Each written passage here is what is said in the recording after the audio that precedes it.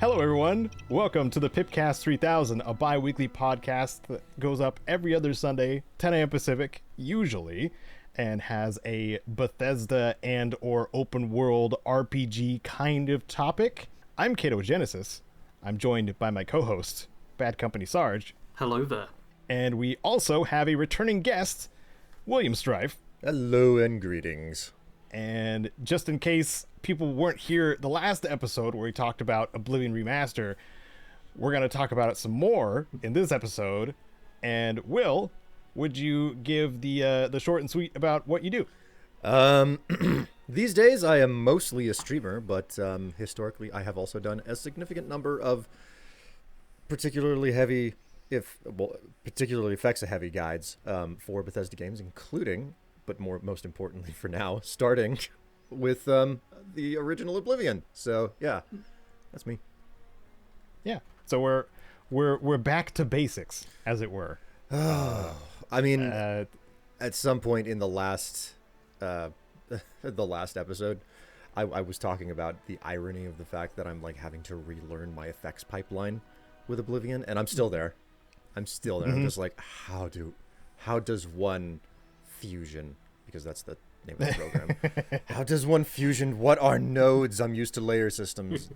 Most people won't even know what that means, but that's my life right now. New software, woo! Woo, and I hate it at the same time. Oh God, why did I choose to do this? Why does it? You said you were fighting hair before we started the call. The irony, God, we had a discussion about this over the week.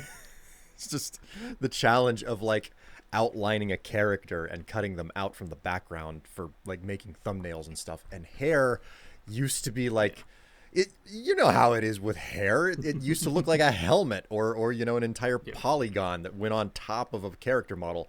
Now or it's a Lego hairpiece. Yes. Helmet hair pieces. It's such. Now it's like, oh look, there are so many wiry bits. How do I cut that out easily?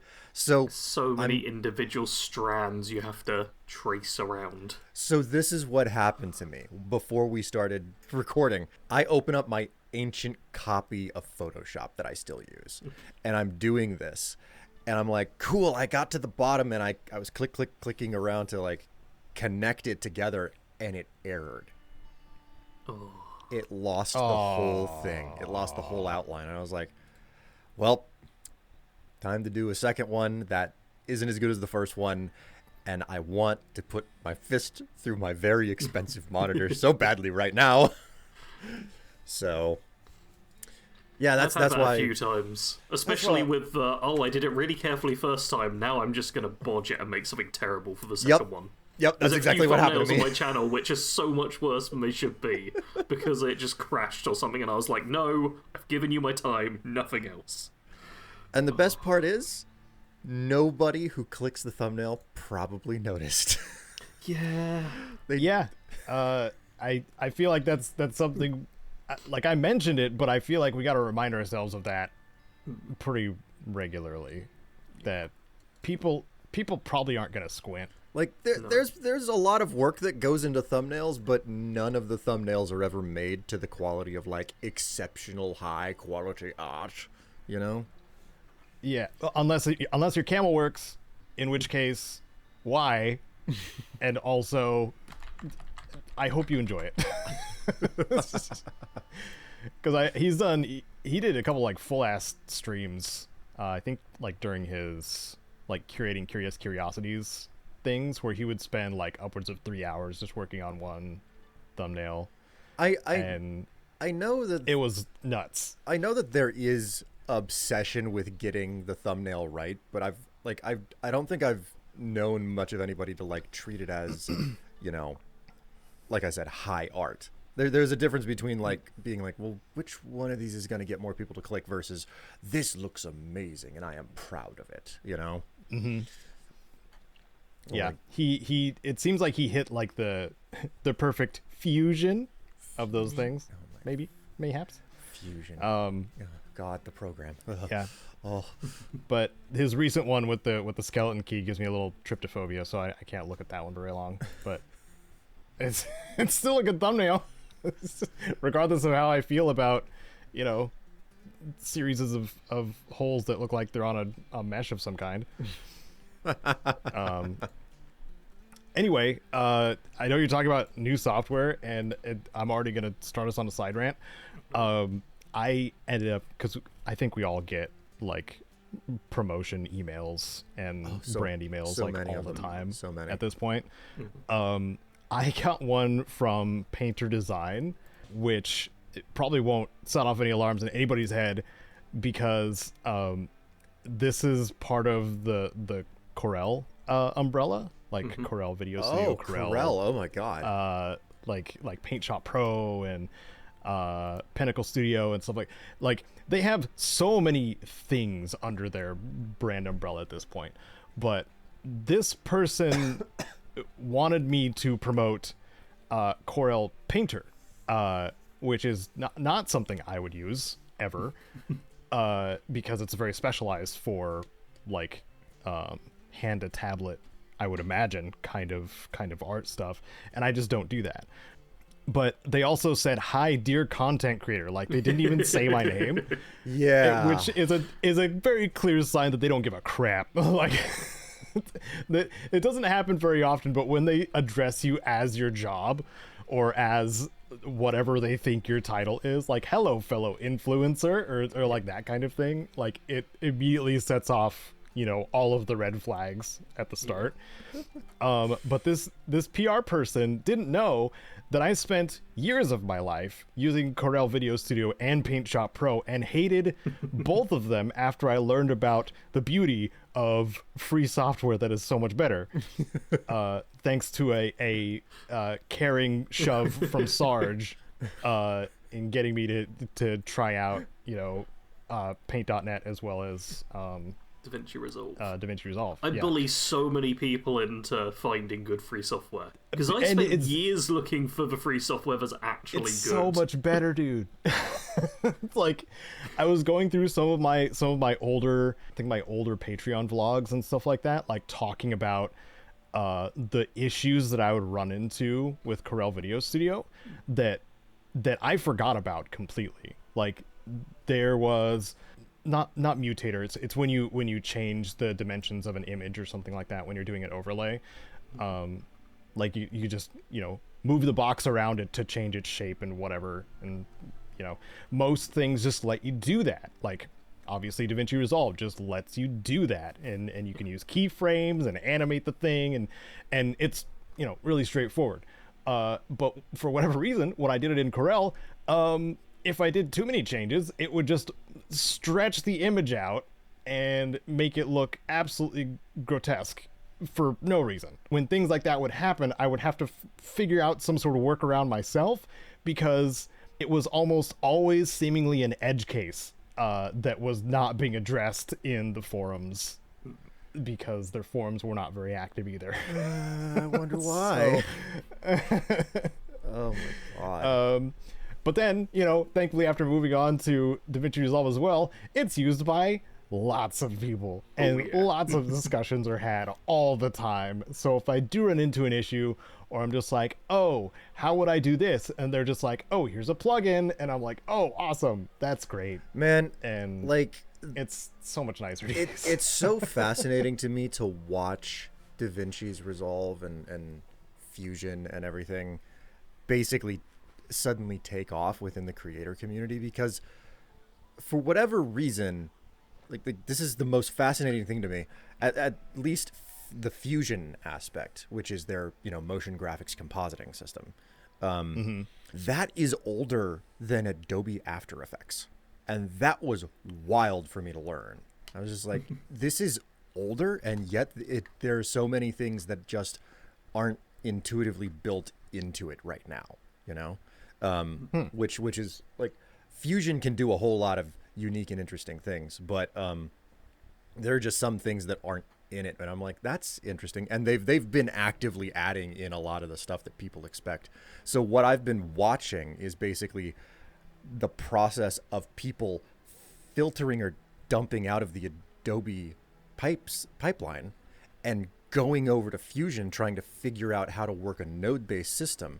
And I'm one of those people, and it's it's fascinating to watch Blackmagic Design be like, okay, there are all these things that people are really in need of and expecting on our software, so we'd better actually add those things into it. And like, because I think the first version I picked up was 17 years ago, so, and we're up to 19 now. It's absolutely fascinating to watch a piece of software change to basically cater to people's needs instead of just being like, well, why would we do that? We own the market and you're not going anywhere. Adobe. We control you. Yeah, I think kind of the major shift started happening when a lot of the much bigger YouTubers and personalities on the internet started speaking out and complaining on Adobe's, like, you know, aggressive, you know, monetary shifts they've been making, as well as just like not being stable software. Like that's you can get away with so much, but just trying to edit in Adobe Premiere, which is their editing software, for people who don't know, like it will just randomly crash for no apparent reason, for no discernible reason. And I was just like, well, that's just the way that it is. and I've never had that problem with Resolve so far. Knock on wood. And Resolve backs up so aggressively that there's been a rare occasion where I've lost a few minutes, but I've never lost like big chunks of a project. And again, like, I think the only times I've crashed is when I get really into the weeds with like doing a bunch of keyframing stuff. Like if I'm doing a really complex, like either camera movement or like moving my avatar around weird ways, like that sometimes can crash it, but usually when it crashes I'm just like, all right, that makes sense. I lose it's never cut. this like, what the hell just happened. I lose like one cut whenever I get a crash, and I don't get crashes often, but I've almost certainly had crashes more than both of you combined, because like I edit videos basically every day. I'm just non-stop editing, it feels like, and it'll be like, oh no, it crashed. I just boot it straight back up and it's like, well, I'll have to spend another 5 seconds getting back to the point I left it at. Oh no. Yeah. Darn, I have to trim this 20-second span again. Yeah. Darn it. That actually reminds me, how much really nice. How much do you use like the individual tabs in Resolve? Like, do you always work on the edit tab, or do you ever use the cut tab? I'm almost always on the edit tab. I'm not sure I've ever used the cut tab. I'll sometimes mess around with color if things are really bad, but I try and avoid that. And Fusion I've only dabbled with slightly to do a few things here and there, which have not been worth the time, in my opinion. Yeah, Fusion has been kind of impenetrable for me still. Fusion is remarkably powerful, but you have, especially if you've ever used a layer system, you need a fundamentally different way of thinking about how you do anything in an effects program, because it's a visual, like chain system. So, I mean, it's nodes. If you've like certain nodes, if you've ever seen nodes, and if you look at a node system and you look at a layer stack, the layer stack just, it makes intuitive sense, and the node system is like, okay, well this is like, you need a professor to basically explain it to you, which is anyway, I think we've geeked out about software enough and caused probably a lot of people to click ahead or click off. Thanks, 5 people who are left. We appreciate you more than everyone else. who is still listening. Last question about rant about logistical stuff. Have either of you bought the full version of it? Yes. Oh my! I haven't, but Caedo has. I have Studio. Okay. I will leave it at that. I promise. I'm done. Yeah.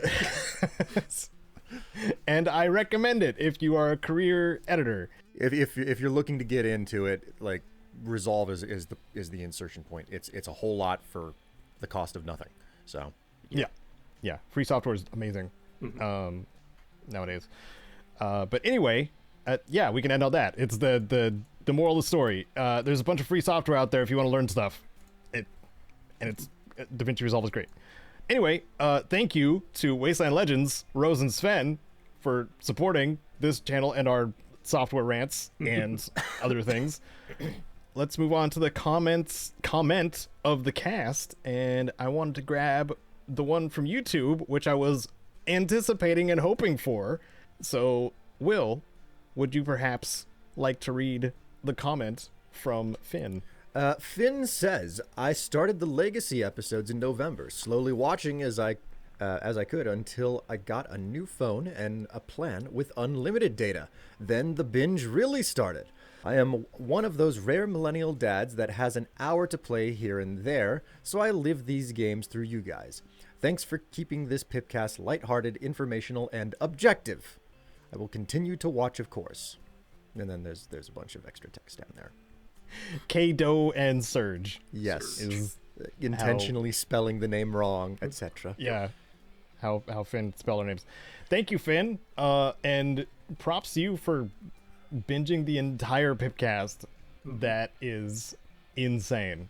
It's always nice to know that like you're that satisfying background noise for someone with the long form content that you make. Yeah. Oh yeah. And like I'd been seeing on my main channel because that's where the legacy episodes are, but the playlists of them are on the Pipcast channel.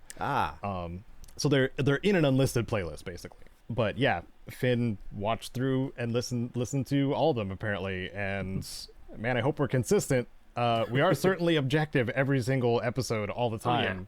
Oh, yeah. Only facts here. Mm-hmm. Only facts. And the truest of the true. Always happening all the time, factual, objective conversation. Like none of us speak with no opinion. I'm pretty sure I've got on record to say that I've never been wrong. It's all correct. That is objectively correct. Anyway, that's the joke. So we have a few little news topics. I say little, but they're actually pretty big. And then we will get into the Oblivion tier lists. And then I get to have the fun experience of getting action to capture the browser window again, and that's always a good time. Okay, first and foremost, I got to see a little leak thing that Kite initially showed this to me when we were on our way to Vancouver, Washington, because we're heading up to get a scooter looked at. I got a link to the Fallout Season 2 trailer thanks to Sergeant Kane, another Sarge. Mm-hmm. They uploaded the full teaser for Fallout Season 2, the Amazon show. Yeah.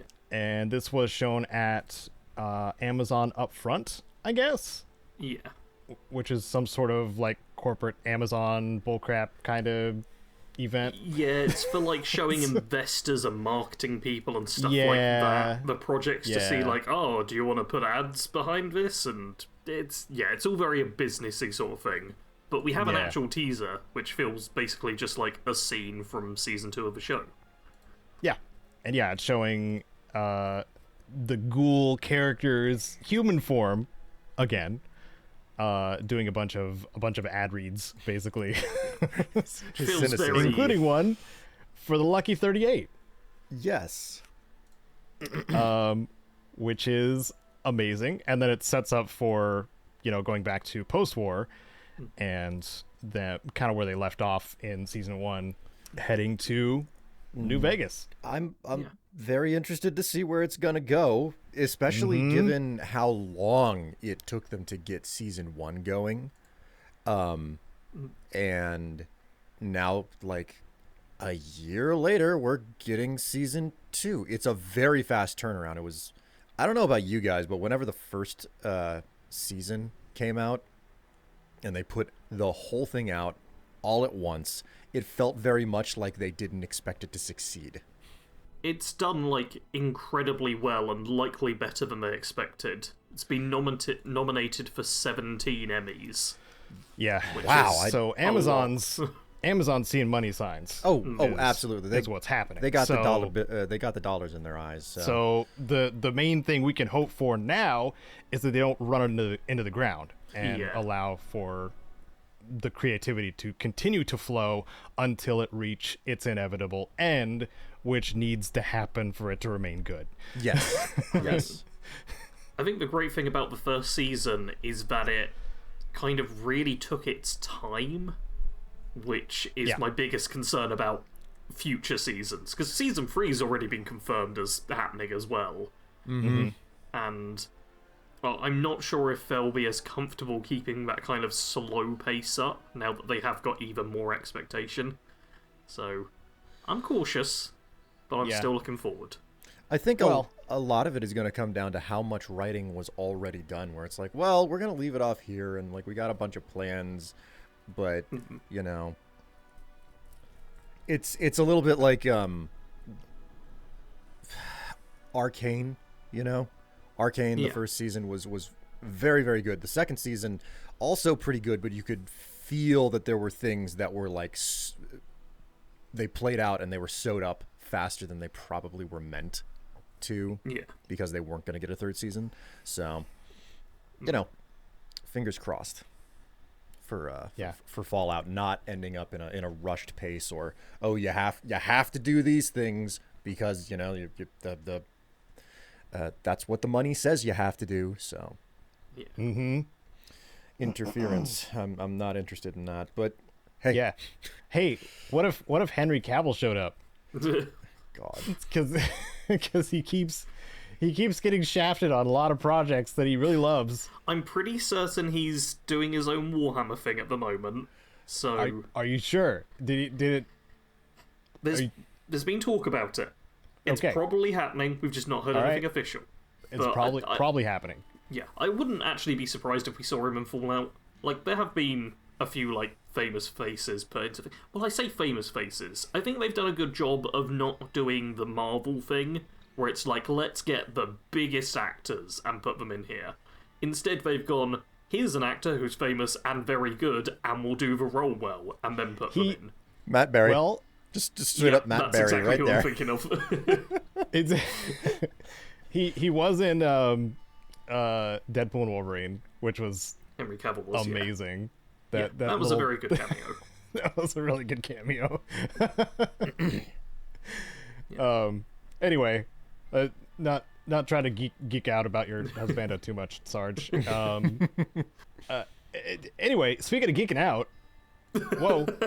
Wow, Discord. You could totally just like mess around with the audio there. Not like we were using Discord just hung up on all of us. Is that what happened? Yes. I mean, I thought you just got kicked as you said speaking about geeking out. You went robo hung and up then on both of you. Bye. I'm gonna go play more Oblivion. Thanks. Well, it's hopefully don't get interrupted by Discord again.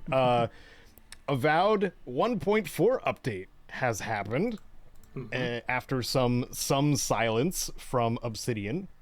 Yep. They just been working away at Avowed, and the main thing that happened with Avowed is their addition of arachnophobia mode.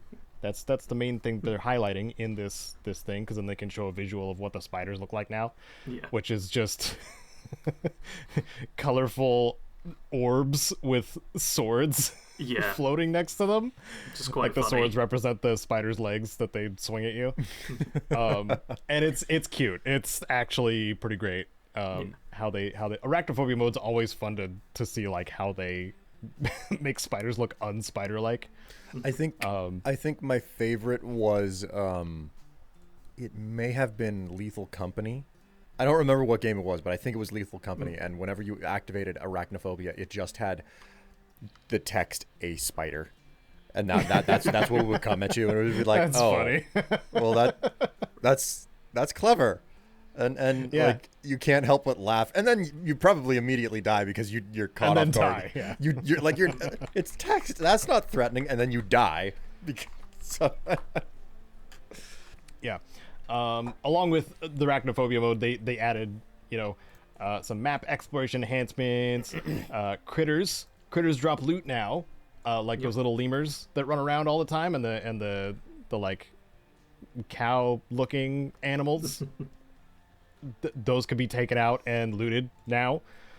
Players can now wait at the party camp to advance time, which is nice. Also, the soul pod can now be used in place of Yatsley's ability. I so appreciate to remove that. illusions. Yep. It basically became a case of, like, at the halfway point, you had to bring her along with you if you wanted to get everything.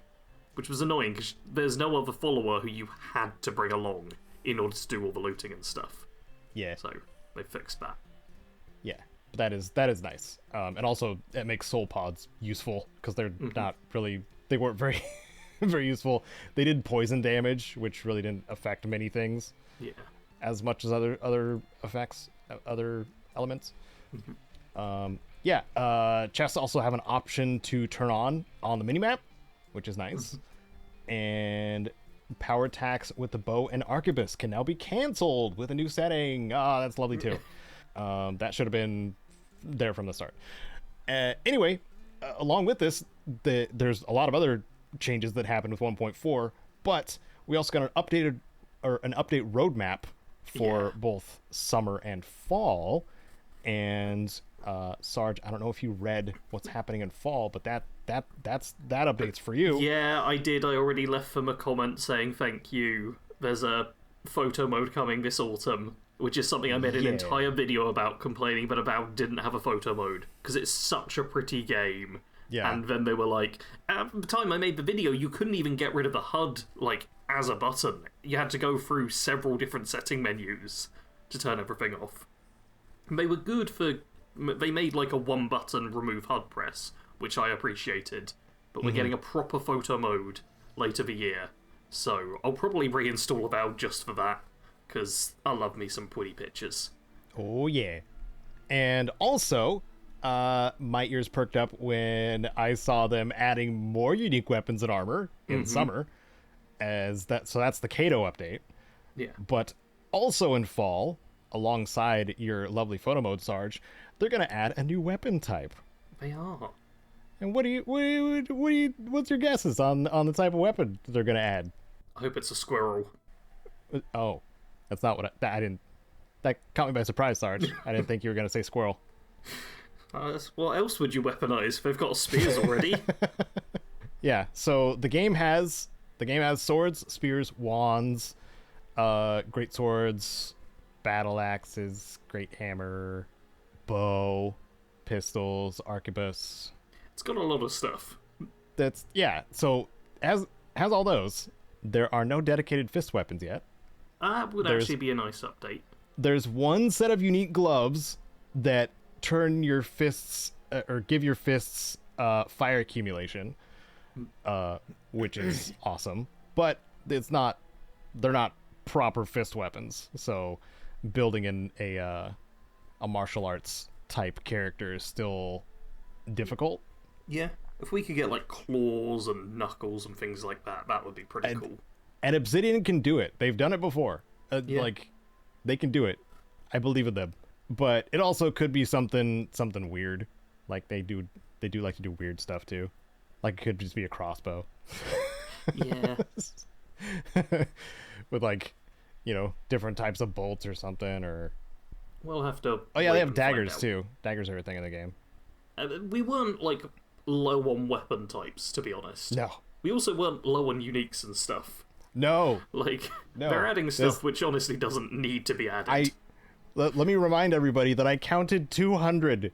We were talking about being pioneers. I don't know if this was pre-recording. Like, we're talking about being pioneers with video games, like discovering things on our own. Yeah, I counted 200 uniques before anything got added to the game. And now or soon, summerish, they're gonna add more. Yeah. So I'm glad I didn't do any like full-on uniques guides, and it's more of a daunting task even thinking about more than 200 of them. So I'll probably just end up doing countdowns and there were also changes to some of the like stat bonuses that some of the uniques gave to make them more viable. Like carry weight got changed completely. Like all the carry weight bonuses got taken away from stuff and replaced with something more useful, because carry weight doesn't really matter in Avowed because you have your stash and you can just send stuff there. So yeah, excited though. Am excited for the new things that happen, and New Game Plus is going to be a thing too. So if you have a build you really, really like, you can have that build in the second playthrough, which is I love that. I love doing that. do a little victory lap. Maybe have some new enemy behavior happen with New Game Plus as well. Mayhaps. We linked both the Steam update post as well as the lengthier patch notes for anybody who's interested, and is still keeping track of Avowed, I suppose. Now for the crappy news, right? Will, are you still here? I'm still here. Oh, okay. You're just really quiet. Haven't played Avowed, so. Well, you should. I should, but there's this thing called Oblivion out. I'm still trying to get through it. And like we said earlier, this me and a piece of creative software are having a bit of a dance. Might resemble a bit of a fight too. Well, something I have been known to play, and something that I have less incentive to play now, is Fortnite. And yep, the question is, hey, Caedo, why are you talking about Fortnite? Well, it just so happens that Fortnite decided to add a GenAI conversation AI thing to Darth Vader with a mapped version of James Earl Jones's voice with the permission of his family. And players have already broken it and gotten it to say slurs and swears and all kinds of stuff. And that just sucks. I mean, don't put conversational AI in a game full of people who are gonna do that. And also just don't put that in. It's on the internet. Like you should know what internet. People are gonna do. I mean, and also James Earl Jones deserved better. Yeah. Didn't he retire the role with? I feel like he retired the role less than a year before his passing. Formally retired the role. Yeah, I don't know. I just remember it was a very fast turnaround. Or at least it seemed as much to my old man brain. Yeah. But this was just one of those things where it's just injecting conversational AI into your game just to who is it for kind of thing is definitely for investors, because it's using the fun AI marketing speak. Yes. Fun for them is what I'm saying. It's not fun for anybody else, really. I mean, this feels very much like a situation where you put it in to say that you're using the brand new buzzword tech, because there are things that I can see AI being legitimately useful for, rotoscoping in video production being one of them, but it sucks at that. Anybody who's... But also, it should be called something else where we're talking about visual tools, I guess, and that's just it. As opposed to because it's so broad. Yeah, that's just it. I want I want whatever that underlying tech is driving tools that I use. I don't want a freaking. What I've seen thus far is just this is not particularly useful. This is a novelty at best, and I just.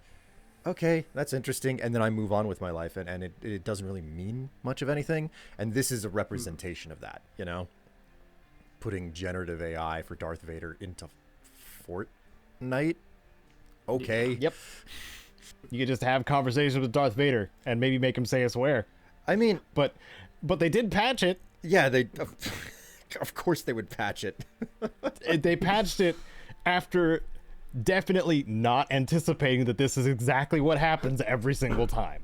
It does feel so stupid that we have so much evidence at this point that the modern AI technology just is kind of bad and doesn't work well and will just kind of be corrupted, and it's just bad. It's just bad, and then companies put it in and are like, we had no idea this was going to be bad and go wrong. How could we have known this? After at this point, over a year of it constantly happening there's a difference between what they imagine it being and what it actually is. It's it gets talked up in their little echo chambers for so long. They're just oh, it can do everything.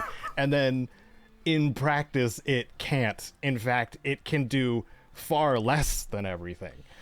In fact, a person could do this better. You know, how we did it before. A person. Man. So we can just do that again. That'd be great. This does bring up something compelling, though. That like. Oh no. Well, it's this general concept of like, oh well, this like the ability for generative AI, and you know, like it can talk and it can generate its own speech.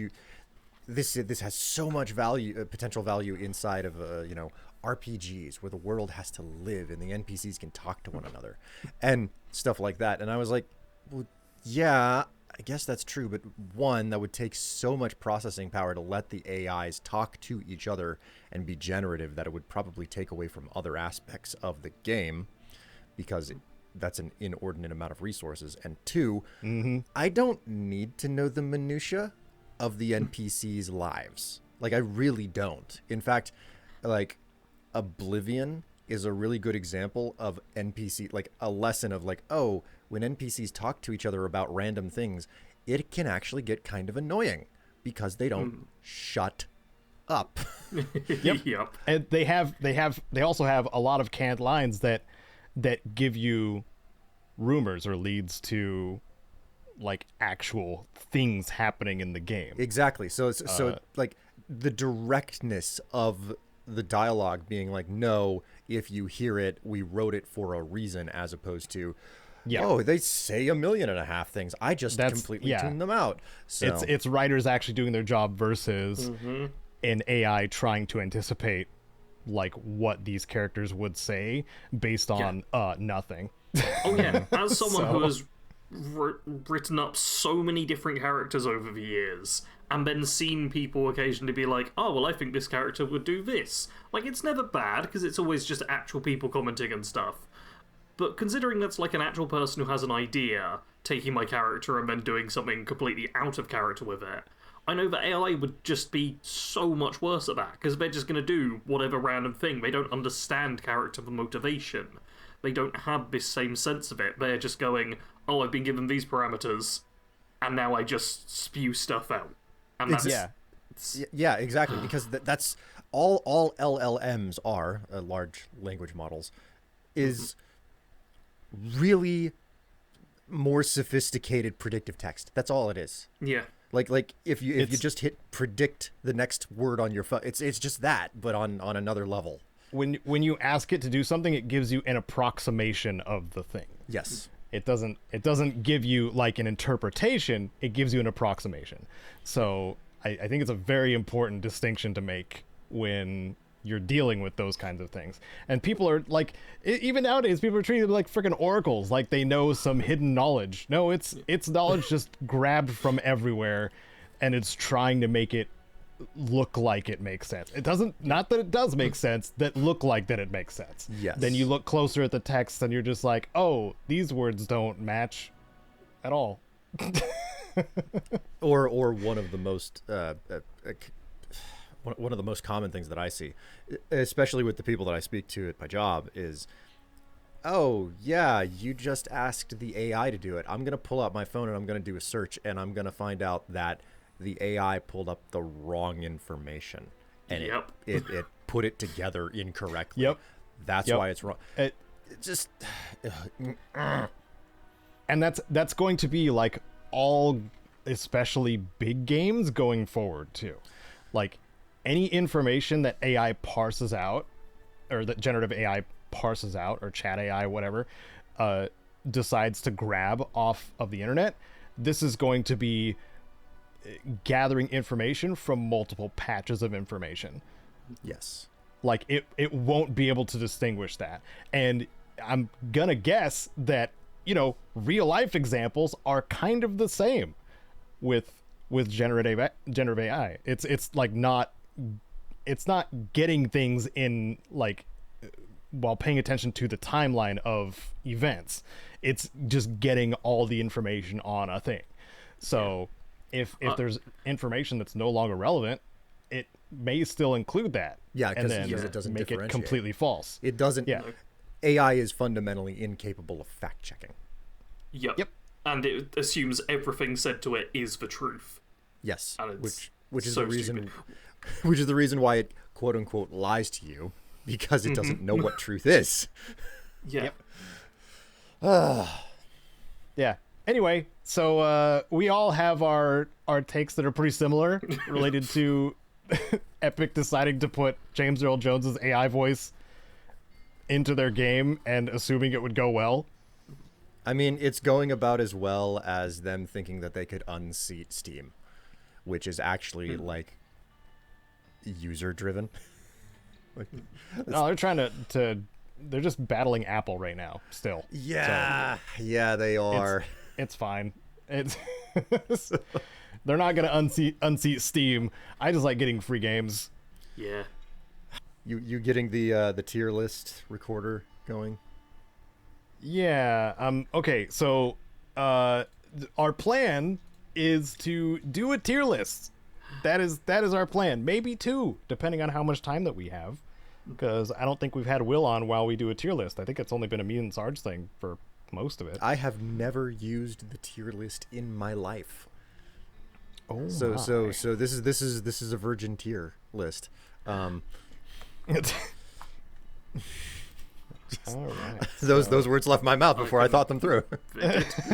I can send you my tier maker account so you can see all the different tier lists I've made, in case you ever want to do a tier list. Okay, what do we have? Oblivion spells, Oblivion skills, Oblivion birth signs, Oblivion attributes. Oh, these would be the options for today. 70 Fallout 76 ghoul perks. Yep. What We else did a do tier list on that a little while back. There's a lot of cyberpunk in here too. Yeah, New we've not done Vegas- any of those. I just cut them out because I was making a cyberpunk character build. So then I was like, well, I may as well make tier lists for all of them. Yep. New Vegas follower perks. New Vegas traits. New Vegas implants. Man. Okay. I'm pretty sure we did do a tier list of all the Fallout New Vegas perks, which is 118 entries.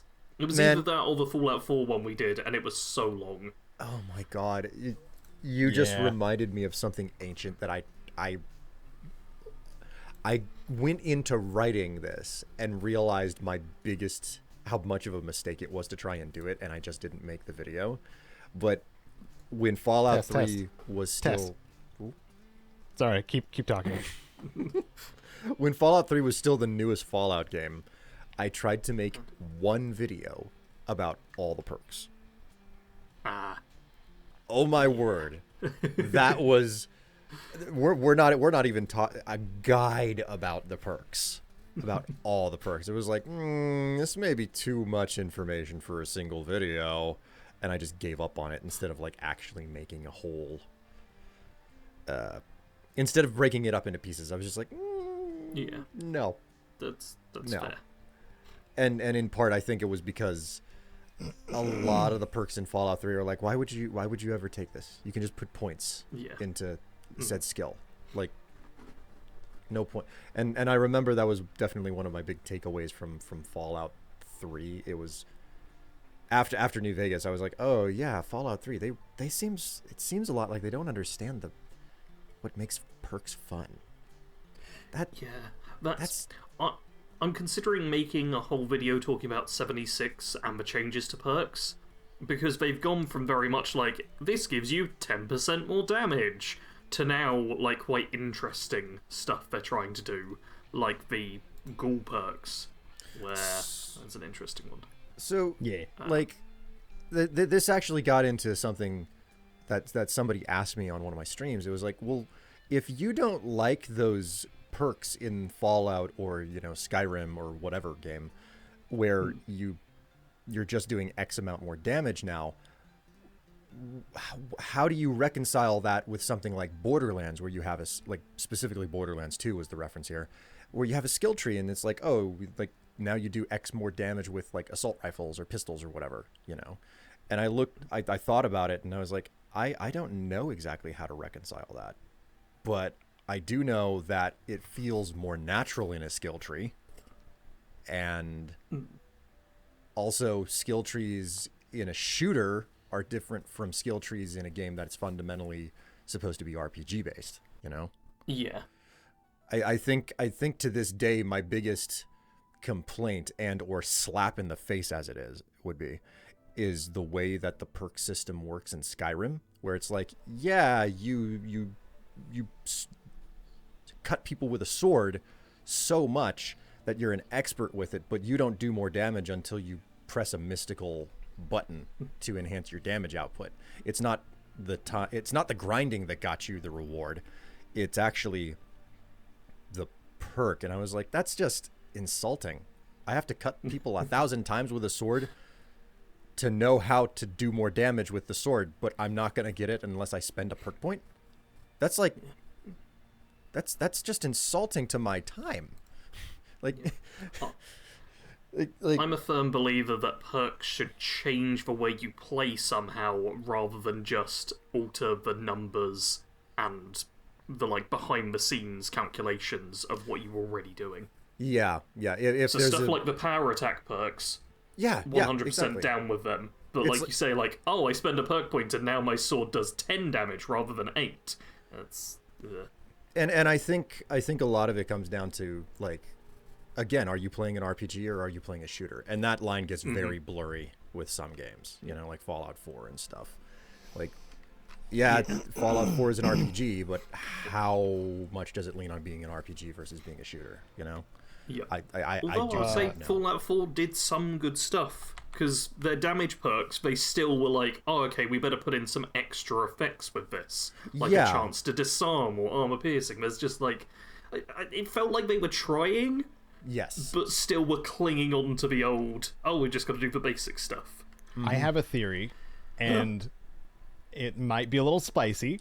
No. People might not like what I have to say. Oh, no. But I think those increased number perks, like increased damage, increased weapon capacity, whatever, simply exist to give us brain chemicals and also to fill out the skill trees that are usually pretty lacking otherwise. And I'm not going to argue with you on that, but I will combo with that to say, yeah, that's part of what makes it insulting. Because it feels like they were like, we've stopped thinking about this. Just throw something in there, you know. They needed to add more to make it look more impressive. Is what my going theory is, because I've seen Starfield's skill trees and they could get away with about half of what they have there. Yeah. I mean, Starfield is a good example of like, well, we're putting it in, but we don't want to think about it. And fists are like your prime example of it, you know? So I'm so mad still. That's the great thing. That's the great thing here, Caedo. I have learned that you've got an extreme amount of salt for like when they bake fisticuffs in any way. Yes. And if I bring it up, I know that I'm going to light a fire under you for it. Yeah, but see, I keep my cool though, because I know there are games that do it well, and that sustains me. So like, I've still been enjoying my drunken monk in Baldur's Gate 3, so I'm cool. I've also been leveling fists in Valheim. It's just for a new fun challenge. You've got to hand it to Bethesda at the very least for like popularizing, or maybe even introducing the whole like use the skill to level it up. You know, how do you get better at punching things? Oh, just punch. Is that like, how do I get experience? No, you just keep punching. That's all you do. Yeah, that was that Morrowind or was that further back? I can't remember if Morrowind was the one that introduced it. For some reason I get the feeling that was a oh god, what was the second one? Daggerfall. Daggerfall. I keep thinking Battlespire for some reason whenever I think of the second one, which is not the case. It may have been Daggerfall, but I legitimately do not remember. So, but I don't know another franchise that has done that I know for certain predates the Elder Scrolls. So if they're not the first ones that did it, it's one of those difficult things. I remember a long time ago trying to be like, you know, I want to find the first game that did like the colored random tiered loot. And I was like, I'm pretty certain that it was the first Diablo, but like trying to find. Older than that. Yeah, I want to say Diablo as well. No, it's older. Is it? Yeah, annoyingly, I don't know the name of it, but it's like some old game. Like it's like one step up above from text-based adventures. Like Diablo's Wow. probably got the popularity of the level, like the different color loot and stuff, but there's like a really old game which technically did it first. So like an old DOS game or something that had like... Yeah, it's like a real like basic one, but they just loot about system? managed to put in a loot system like that. And that's just the big challenge of like trying to figure out who did a mechanic first. It's like, well, Yeah. if it's in a really, really, really obscure game, then almost nobody knows about it. And the only way that you're going to find out is by engaging, I forget which rule of the internet it is, but, you know, like say something assuredly and be like, no, this is a fact. And then somebody will come along and correct you. And that's how you find the actual. So you have to be willing to like stand up and be wrong first. But we're objective here, so we only say what is correct, Which 100% is, of the which is time. why Sarge was wrong. I was the one who spoke. Diablo Wow. has the,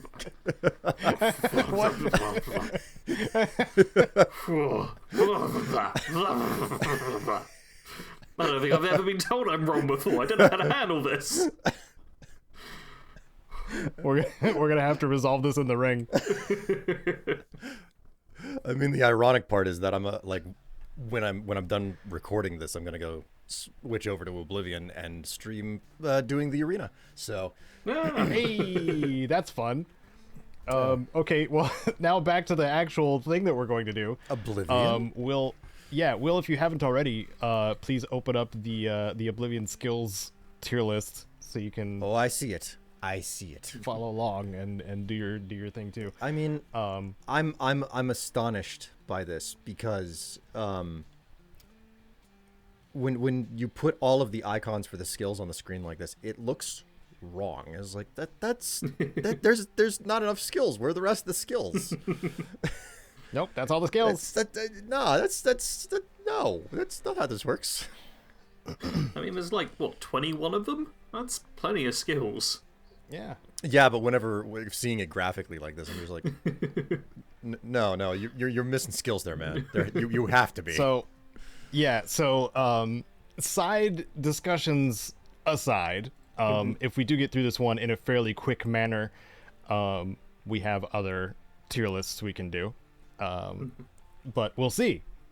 So, let's start off with: is this acrobatics? It is. Because he's standing on a ball with a little swirly thing. Mm-hmm. Oh yeah, okay. They use the same guy. They do, but in different in different athletics. contexts. Yeah. Or close to the same guy. Yeah. He's got like a closed fist in the athletics one. Caedo, it's the same person. Okay. It's the same I person. realise that when people clench and unclench their fists, that's not them like body swapping. So Or maybe they're twins. so this we are specifically talking about athletics in the Acrobatics. remaster. Acrobatics. Yeah, Acrobatics acrobatics in the remaster. Just remaster Yes. skills here, not the originals. Correct. Okay. Yes, because there were a lot of changes that happened, and we'll probably mention those too. Oh boy, were there so many. This one gives us dodge earlier. Yes. I believe an apprentice. Yeah. Yes, because I actually unlocked it today, or yesterday while recording. I'll be honest though, I don't use dodge very much No. in the game. It's I- not great.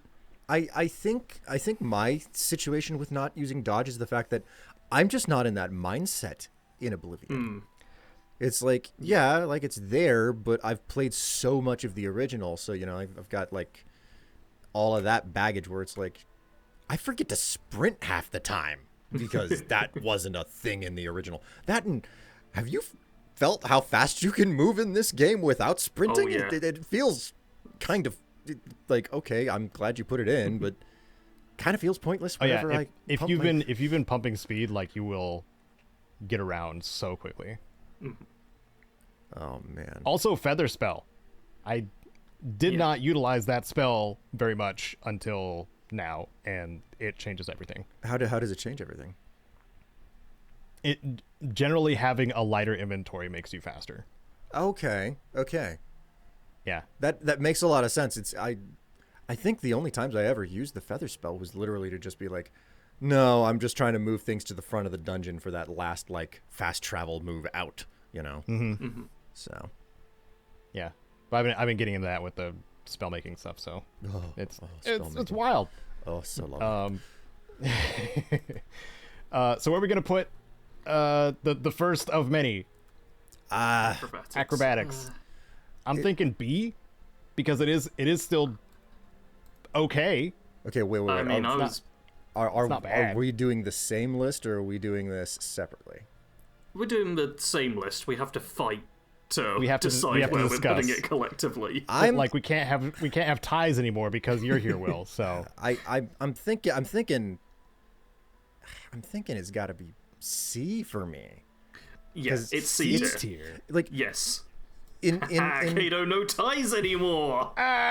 In my experience, you know, after having made my first character, where it's like, oh, I know all the rules, and then you find out, oh, they changed a lot.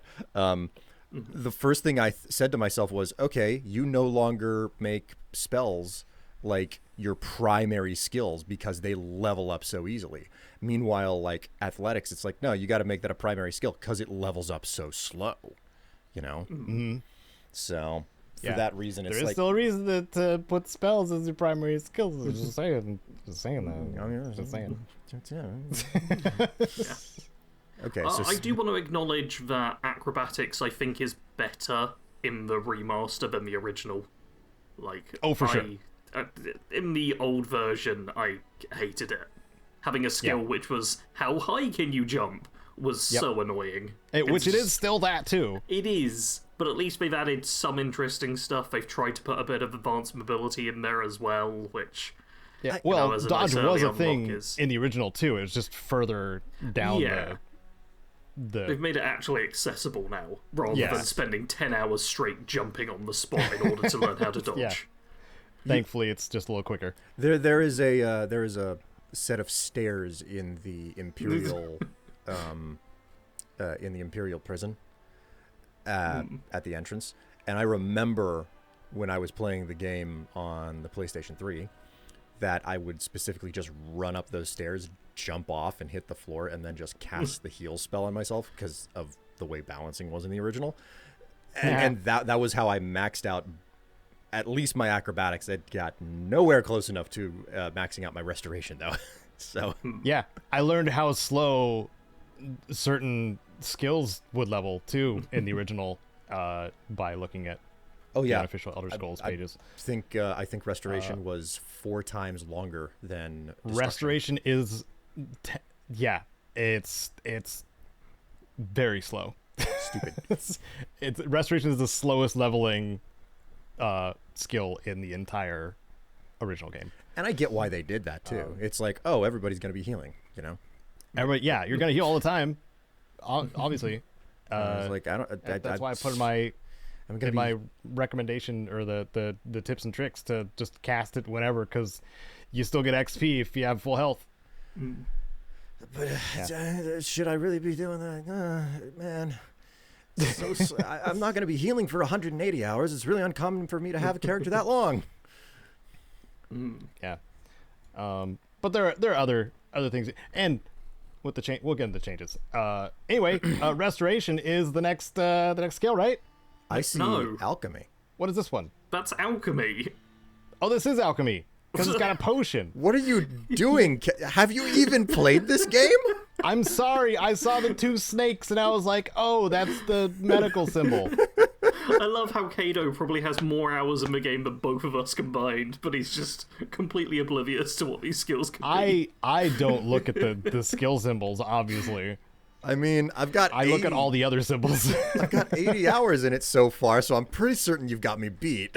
I think you were at more than 80 hours whenever we recorded 2 weeks ago. Maybe. How many hours you at, Caedo? I'm not gonna look because I'm recording my screen. Okay, fine. Well, I've only I'm got, not like, making an excuse. 45, I just don't want to bring up Steam while I'm if you're, trying like, to capture the game. If you've got more than 130 hours, then yeah, you've got more than both of us combined. Oh my god.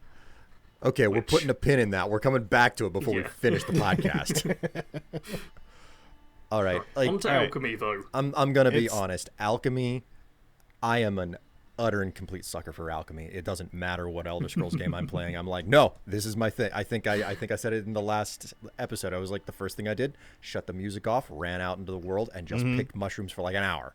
So yeah, Alchemy, I gotta put it at A, at the least A. Only A? I want to put it at S. The reason I don't is because Alchemy is only at its best whenever you get the best equipment, which is a bear to find. Random generation for it, you know? Like, I want it to be at S, and you can still put it there, but for me, it's like, I'm still going to exploit it in a lot of builds, you know? Sarge, what's your take? I agree with everything. Oh, wow. Yeah, that's pretty much word for word everything I think I would have said about it. I suppose I can add on that I do like that the perks unlock different ingredients and make it so that you can craft more stuff. So there's a real sense of progression that you are getting better at making potions. And I quite like that from like more of a role-playing perspective. Not just more ingredient effects, but also the chance to duplicate potions increases. Was that in the original? I don't remember that being in the original. I think that was it happened. I think it happened once towards like master, but in this one it's just like I think it starts at journeyman and then increases up to master. Okay. Because my word, which makes it insane. I mean, like you'll never want for potions by the time you hit expert, which is fantastic, especially with how rare some of the ingredients can get if you're not like duplicating using the exploit and whatnot. So would that be would duplicating be an exploit or a cheat? I feel like maybe more of a cheat. Both. It's if you're exploiting a system of the game to get more things, then it's an exploit. Yeah, I guess I would call it a cheat to duplicate something because that's not an intended system. Yeah. Oh, okay. I personally would call exploiting cheating, so... Oh, look at you, big brain over here. It's all the same. Yeah.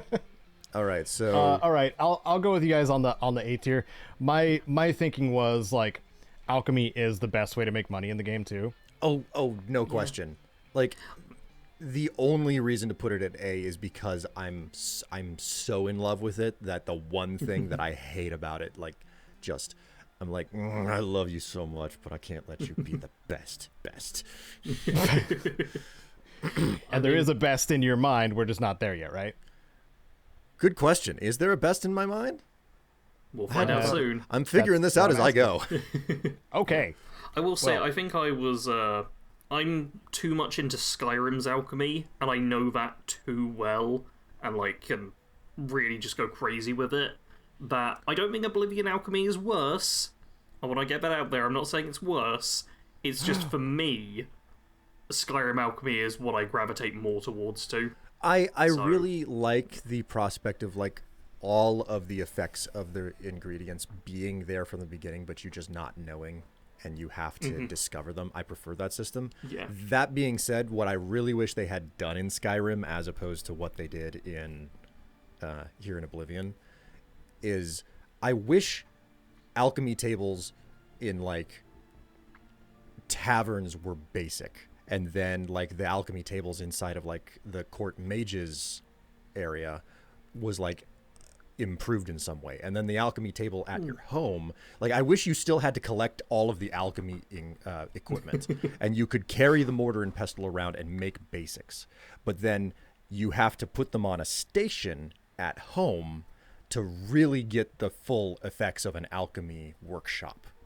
Like I wish that was available where it was like an inventory and it's like, okay, open it up, put your equipment on it, and then like it updates the model, etc. Like that's what I wish they had done, but that's my pie in the sky I attitude. could get behind like a 2-tier system where you do have Mortar and Pestle and Alchemy Table, and the Mortar and Pestle is just like your quick on-the-go potions, and the table's like your stronger ones. I think I'd go for that, like a bit of a compromise system between them. Yeah, yeah. Just something where you've got the opportunity to do it two different ways, as opposed to like, oh, everything is the same no matter where you go type thing. Yep. Like the idea of being able to just like mix things in your hands without a table is a little bit strange to me. I'm like, okay, maybe, but having the actual station feels good. Yeah. But we're the hero of Kvatch. We can make potions on the go. Just squidge those herbs and roll them around in your hand and then lick your palm. Yeah, I mean, That'll fix everything. Who doesn't shove an entire watermelon and a pumpkin into a mortar and pestle? I mean, come on. That's what heroes do. Anyway, Okay. alteration is also something that heroes do. I know what this one is. Hey. So, Is that what? Anyone? I was congratulating Caedo on knowing what the symbol was. That's the thanks, joke. thank you. What are our thoughts on alteration? This is tank magic. Yeah, it is tank magic, and that's all that I ever like. I don't even know what else alteration does other than the shield spell off the top of my head. And I'm always casting it when I'm in combat, but I'm like, well, there's also spell effectiveness, and I think your effectiveness drops as your armor goes up, like the weight of your armor increases. It's I think it's a pretty complex formula, like all the other formulas in the game, where it's based on like skill with that armor. So like once you hit a certain amount of skill with that armor, like the point where it becomes weightless as you're wearing it, then it starts excluding it from effectiveness. But you'll never go above 95% if you're wearing any armor, as opposed to just wearing cloth. You can go up to 100% effectiveness. And that shaves off a percentage, usually rounded up, on magnitude or duration, depending on the spell. So I feel like alteration is one of those things that I always use, even if I'm not interested in it. So for that reason, as a spell or a like enchantment effect. Yeah, pretty much. It's like, well, I don't really know. I feel like we should include both for these. Like if I don't know what to put on a piece of equipment, because I've got the ability to enchant already, I'm like, I don't really know what I want. A shield's always a good one, Shield is always good. So not just shield though either. We have the fire shield, frost shield, and shock shield too. Yes. Which are just the better version of shield. Yeah, but they're also specified to only one type of damage. So, or are they not? No, it's actually armor and resistance. Really? At the same time. Yes. I never ever looked. That's why they're into called it. that. Really? Yeah. Oh, that's... I thought it was just shield for a particular type of element. Nope. That's it's so both. much better. Yep, it's busted. Okay. Man, shield sucks now. Yeah. Shield's a good start, but once you get the elemental ones, like, you're set. I feel like this is a B, just because like I never don't use it, but I could see it being better. But like, I have something which makes it better. What makes it better? Alteration is also the spells which let you open locks and avoid the lockpicking minigame. Oh my god. Yeah. That knocks it up to Open A. spell. It's at least A, if not S, for that reason. Yeah. It's also feather and burden. Oh my god. I mean, no, that's S. I've got to ask, what's the point of burden? To encumber your enemy to where they can't move, like if they're wearing heavy armor. I could just kill them. Yeah, you could. Yeah. Yes. I mean, It's just one of those things where you're just like, one of the things I did find out though is maybe it works the same as like nerfing their speed, which is something I recommend over Burden. But if they're unable to move, suddenly their awareness just drops completely if you go behind them. So you can just move behind them and go into stealth and backstab them until they die. I did not know this. This is great. This is so good. I've been doing so much spell experimentation, dude, and it is nuts.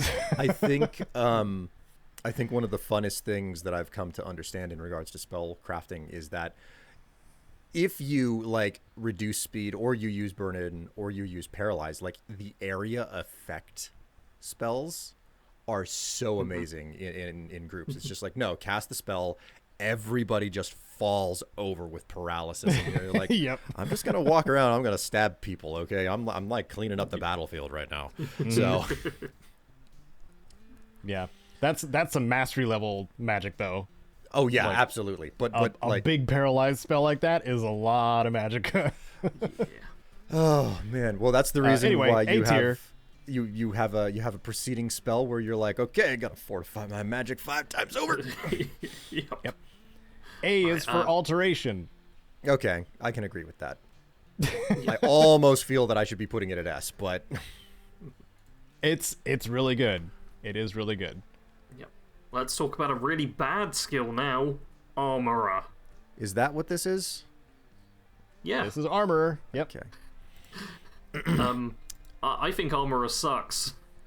Man, And it's strictly based on a dated system. So yeah, that's the like if this was the original, I'd be like, no, armor is like solidly in the B territory just because it's such a reliable way to get your endurance up. But since you don't have to worry about that anymore, and it's like, man, I don't know, like, okay, I guess they give you is- magic repair earlier That is good. at apprentice instead of journeyman, which is Yeah. good. But that's it, really. Yeah, it's really Yeah. a case of if you max out Armorer and get it to 100, then it's brilliant because you have one repair hammer and all your gear is not just top tier condition, but slightly better than that, which is great. But until you get really high Armorer, it's just kind of not pointless, but it's pretty much always better to just visit someone who can repair for you. I can drop this lower on the tier list. Where are you gonna put this? I can drop this lower on the tier list by telling you a cool little thing I learned about magic and fortifying armor. What's that? For whatever reason, if you fortify armor up to 100, you only need one repair hammer. Yes, I forgot about that. If you craft a spell, you can be a really low level and do this. If you craft a spell that fortifies armor by 100 for 1 second. for 1 second, and then open the menu, Yep. you don't have to level up armor at all anymore. Yeah. Man. Your one hammer will be indestructible from the start of the game. I mean, there's several spells that'll do that for other things, but like that, this one in particular is just like, no, you get the milestone too. Don't even bother. Yep. Pretty And that doesn't much. usually happen with other skills. And at that point, like the only reason that you want to level your armor up is because you want to like max your character out for whatever reason, you know, like completionist purposes, which I mean, fine if that's what you want to do, but functionally, Which is easy. yeah. Yeah. And frankly, you know, if you want to gain extra levels, yeah, sure, go ahead, just like just spam away at it, just like, go out, get yourself beat up, then go back to town, buy 20 hammers, and just break them all. You know, it's not hard. Cast disintegrate armor on yourself. Oh my God, you're right. I think what I did in the original to try and always get the endurance enhancement points on level up was I would enchant rings of disintegrate armor by like 5 points, and I just put them on and off over again. Oh, there you go. Yeah. You can control it better, I suppose, that way. All right, yeah. For all these reasons, I'm putting it at D. Yeah, it's Yeah, a I put it D at D tier as one. well.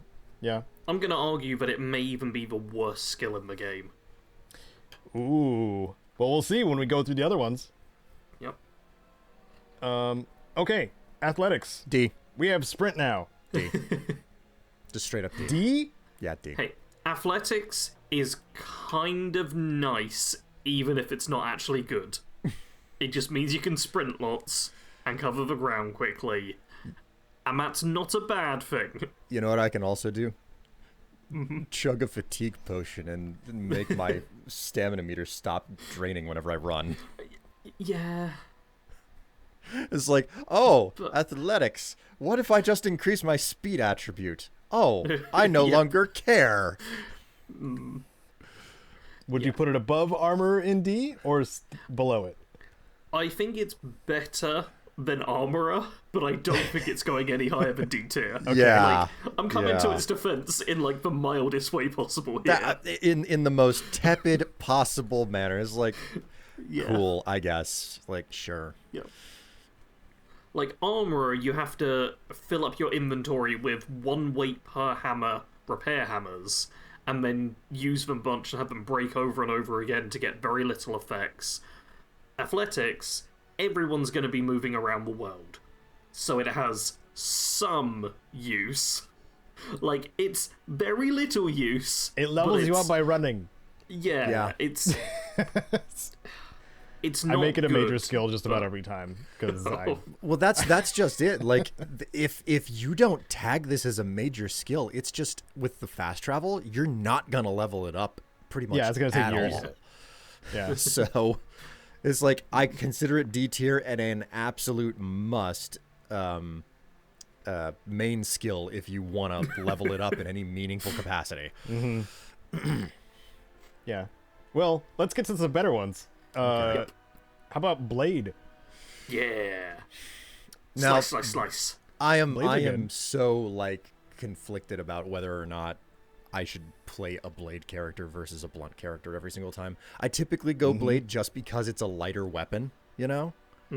But man, like some of those swords look so cool. Oh, yeah. There's a lot. There's a lot of swords. I mean, I don't know how you guys start the game, but I always do the quest unfriendly competition, and Debaser just looks so cool. Yeah. It's such a cool rune blade. It's Sting. It's a Sting. Yeah, it is basically Sting. And you get the One Ring along with it as well. Yeah. It's brilliant. So Yeah. Blade's good. The fact that the power attack gets a weakness to normal on the enemy is a really great way to just, like, combo chain, like, power attacks with normal attacks with power attacks in order to get that extra damage boost. I And really the love chance that to about it. bleed that you get later too. Yeah. Like bleed wasn't a thing at all. So I don't know how that works in remastered because I haven't gotten blades that high. But it seems cool to have like an extra damage over time without having to, supplement with magic. Yeah, I do really like how Blade is about dealing, like, almost incremental damage. It is the Death by 1,000 Cuts skill, where you just keep on slashing away and they just take more and more damage. And I really appreciate that they took the time to make sure Blade and Blunt had very different feels to them. Yeah, Blunt is just where you're trying to just like, BAM! Oh, that's a lot of health. So Yep. Blade also has the flip. yeah, like I'm Like you power attack and you flip the blade. I really like the attack animations and how they modified them in this game. Yeah. Yeah, I want to put it in S. Ooh. It's definitely A. Yeah, I I was strongly on the A tier. I'm like, what's your argument for it being an S tier skill? I don't know. I thought the blade flip was gonna be enough. I have to actually ask myself in this situation, wait, what qualifies any of these as an S? Because I'm staring at the whole list of abilities and I'm like, I don't. Yep. I didn't put alchemy at S, which is my favorite skill in the game. What the hell could be S? I'll go for S. I'll go for S because I just like the changes that they made to all of the weapon skills. I always choose blade. I almost always choose blade. I have to make a conscious effort to just avoid blades. If I make a character. Otherwise, it's a question of if I play it long enough to max out blade, at which point I'm like, cool, not using you anymore, gonna switch to blunt now. because that's just how I am. I think it also really helps that you get like daggers and like big two-handed swords and stuff as well. So you can play heavier characters or lighter characters with blade, whereas with blunt, you're always kind of like the big strong guy. Man, it's not a more finesse style of it. Like I was having that problem earlier in my playthrough when, you know, you're like, oh, my good weapon, I don't really have anything to charge it, and it's running out of durability. I'm just going to use one of these other things that one of the the Marauders dropped, and I'm just like, you know what? I haven't used a Claymore. Let's give that a shot. So I was like, oh man, this really is good. I'm surprised they didn't just put decapitation in the game just because. So yeah, they should. They should have. Well, there's no dismemberment in this old build of the game anyway, so. Yeah. Maybe there will be. Who knows? You can hope. There will be a mod for it eventually. Yeah. Maybe. Alright, next up is the block skill. Yes. Never use it. Yeah, this is kind of my problem. I think the block skill's actually decent. Not brilliant, but decent. It's got some good, like, perks and stuff to it. It makes sense. It kind of does what you want it to do. But I think a big problem as well is that 9 times out of 10, you cannot see that you're holding a shield in Oblivion when you have a shield equipped. Like, yeah. The shield is just always lower down, and I've been playing a character recently who's sword and board. That's what they've got as their equipment. But I forget it all the time. I forget that the shield's even there. And the handful of times I do remember as well, it's like, oh yeah, I'll bring up the shield, I block an attack.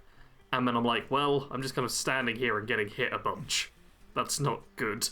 The only times that block ever makes sense to me is whenever I am at a lower level character and I met a bigger enemy. And I'm like, oh, I have to actually be strategic about this. I can't just roll over them. Because a lot of the game does turn into, I just roll over everything.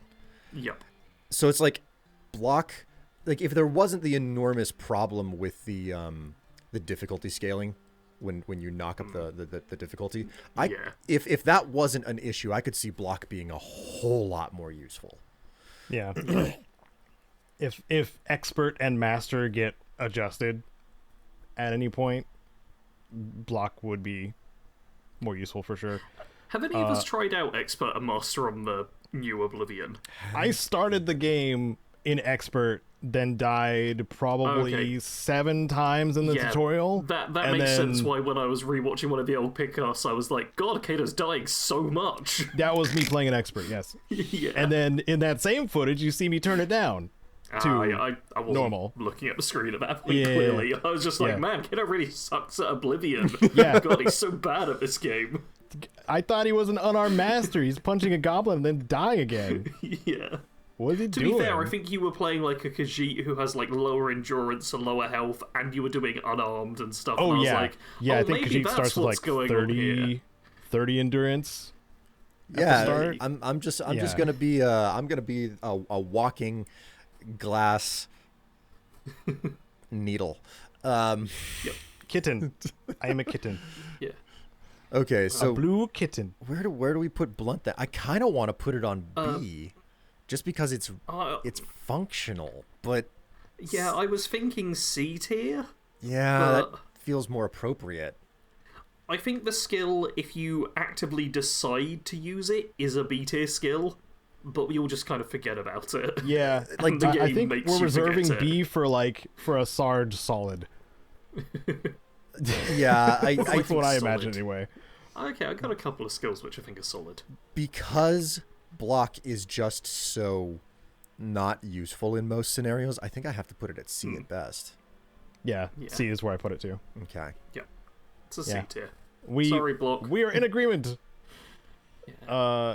We didn't mention there's like an active shield bash now instead of like being automatic. Really? I did. That's news to me. But it's like in expert, I believe. Like you got to get pretty far in. That's the thing. I've not used it because who gets block up to expert? Yeah, I haven't either. That was out of the 3 characters I've played. That was my biggest challenge. Like I remember playing through an old character where I was like, I want to get this skill all the way up to max. And I remember when they added the Ori DLC. you go around to all these camps and you fight bandits to get things that have been stolen. And I remember one of the camps had like, I don't know, 5 bandits at it or something. And I was like, that's a lot of bandits. I'm just going to sit here with my shield and just level it up that way. There you go. On this old character. But the problem was that like the just random shield bash was killing them because it was reflecting back so much damage. I'm sitting there with all glass armor at that point. So, oh man. And now you don't have to worry about it. Now you will do it when you say you're going to do it, not at random increments. Which is an improvement, but it's still, kind of what you expect a shield to do. So, yeah. My problem's less with the skill and more with just blocking and shields in Oblivion. Yeah. Well, moving on. Blunt is next. Yes. Yeah. How do we feel about Blunt? Obviously, we put a lot of praise on Blade, rightly so. Yep. But I think that they've, really figured out Blunt's place. I can't remember what the, milestones were in Old Oblivion and if they've changed at all. They were identical for Blunt and Blade. Oh. They were? But it's really good. It's... I never paid attention in Old Oblivion to it, but I really appreciate the shield effect you get from the Blunt power attacks. Yes. Because I think it really plays into this archetype of the big, heavy, kind of tanky character who just smashes down. And it fits the vibe really well. Yeah, so... let's see. Left and right power attacks, both which do 2.5 times more damage and have 5% chance of disarm. Backwards power attack, which does 2.5 times more damage and has a 5% chance of knockdown.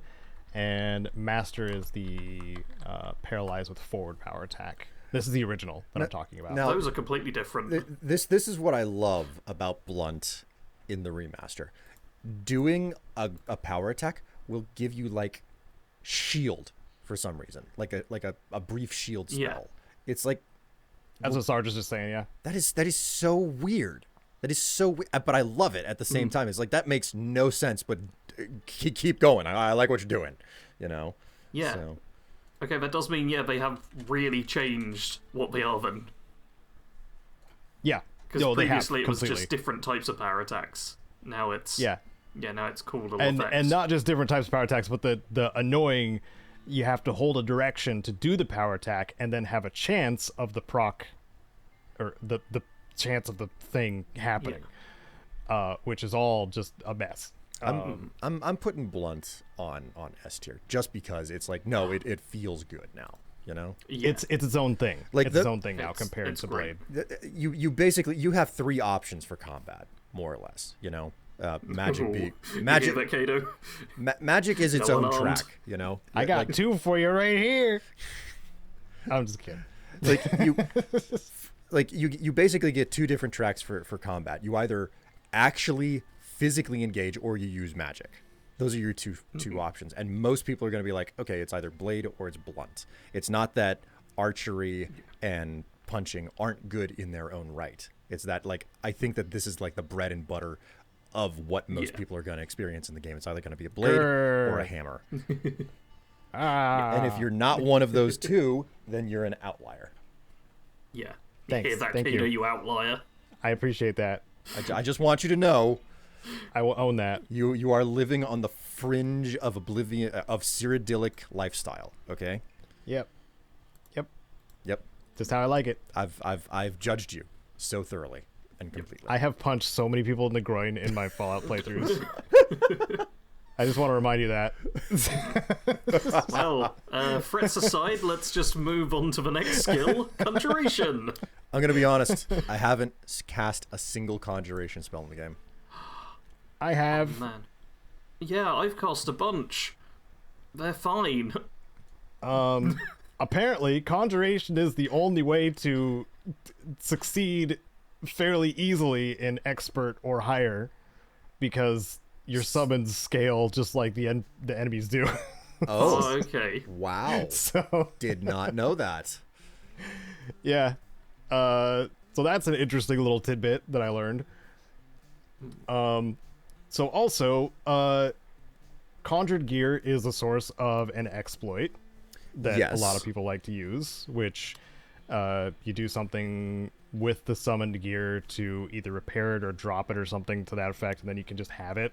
Yeah. The specific order of which it happens is that you cannot unequip bound gear, but if it gets damaged and then you repair it, if you have an armor skill high enough to over repair the equipment, it also works.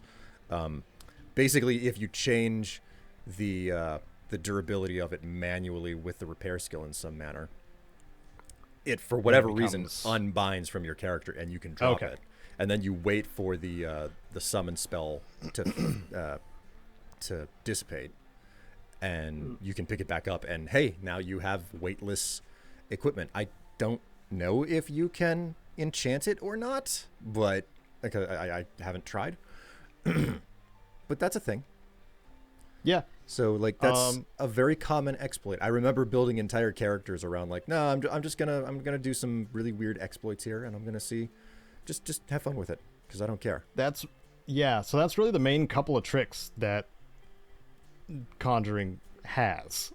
You summon things, and you can create armor and or weapons that, if you want to, you can then exploit to be, permanent and weightless. I mean, frankly, also turn undead, I think.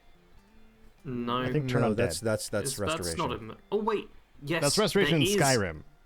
There is a turn undead spell. Apparently it's only available from like one specific merchant in Skingrad. That's the only way it's showing up for me here.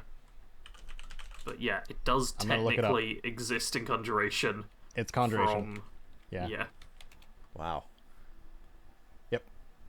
I also didn't think it was the case. I was like, it's because I've been looking at spells a lot the last couple days. I mean, it is also the case of there's like 30 different spells which are summon, equipment, or creature, and then there's the one turn undead spell thrown in there as well. Yeah. Which it feels kind of almost out of place. Yeah.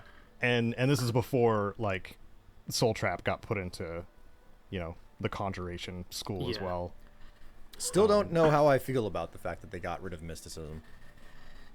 Like I'm so back and forth on that. I'm just like, I don't know. I mean, once we get to it, we can discuss like the weird things that mysticism does. Yeah. But for now, we got destruction. No. Where are we putting Conjuration? Oh wait, C tier. I'm fine with that.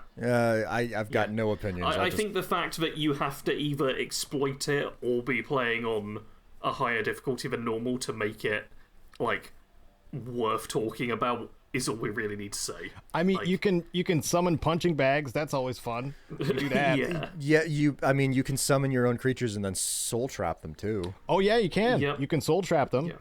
I might actually put it into B because you can do that.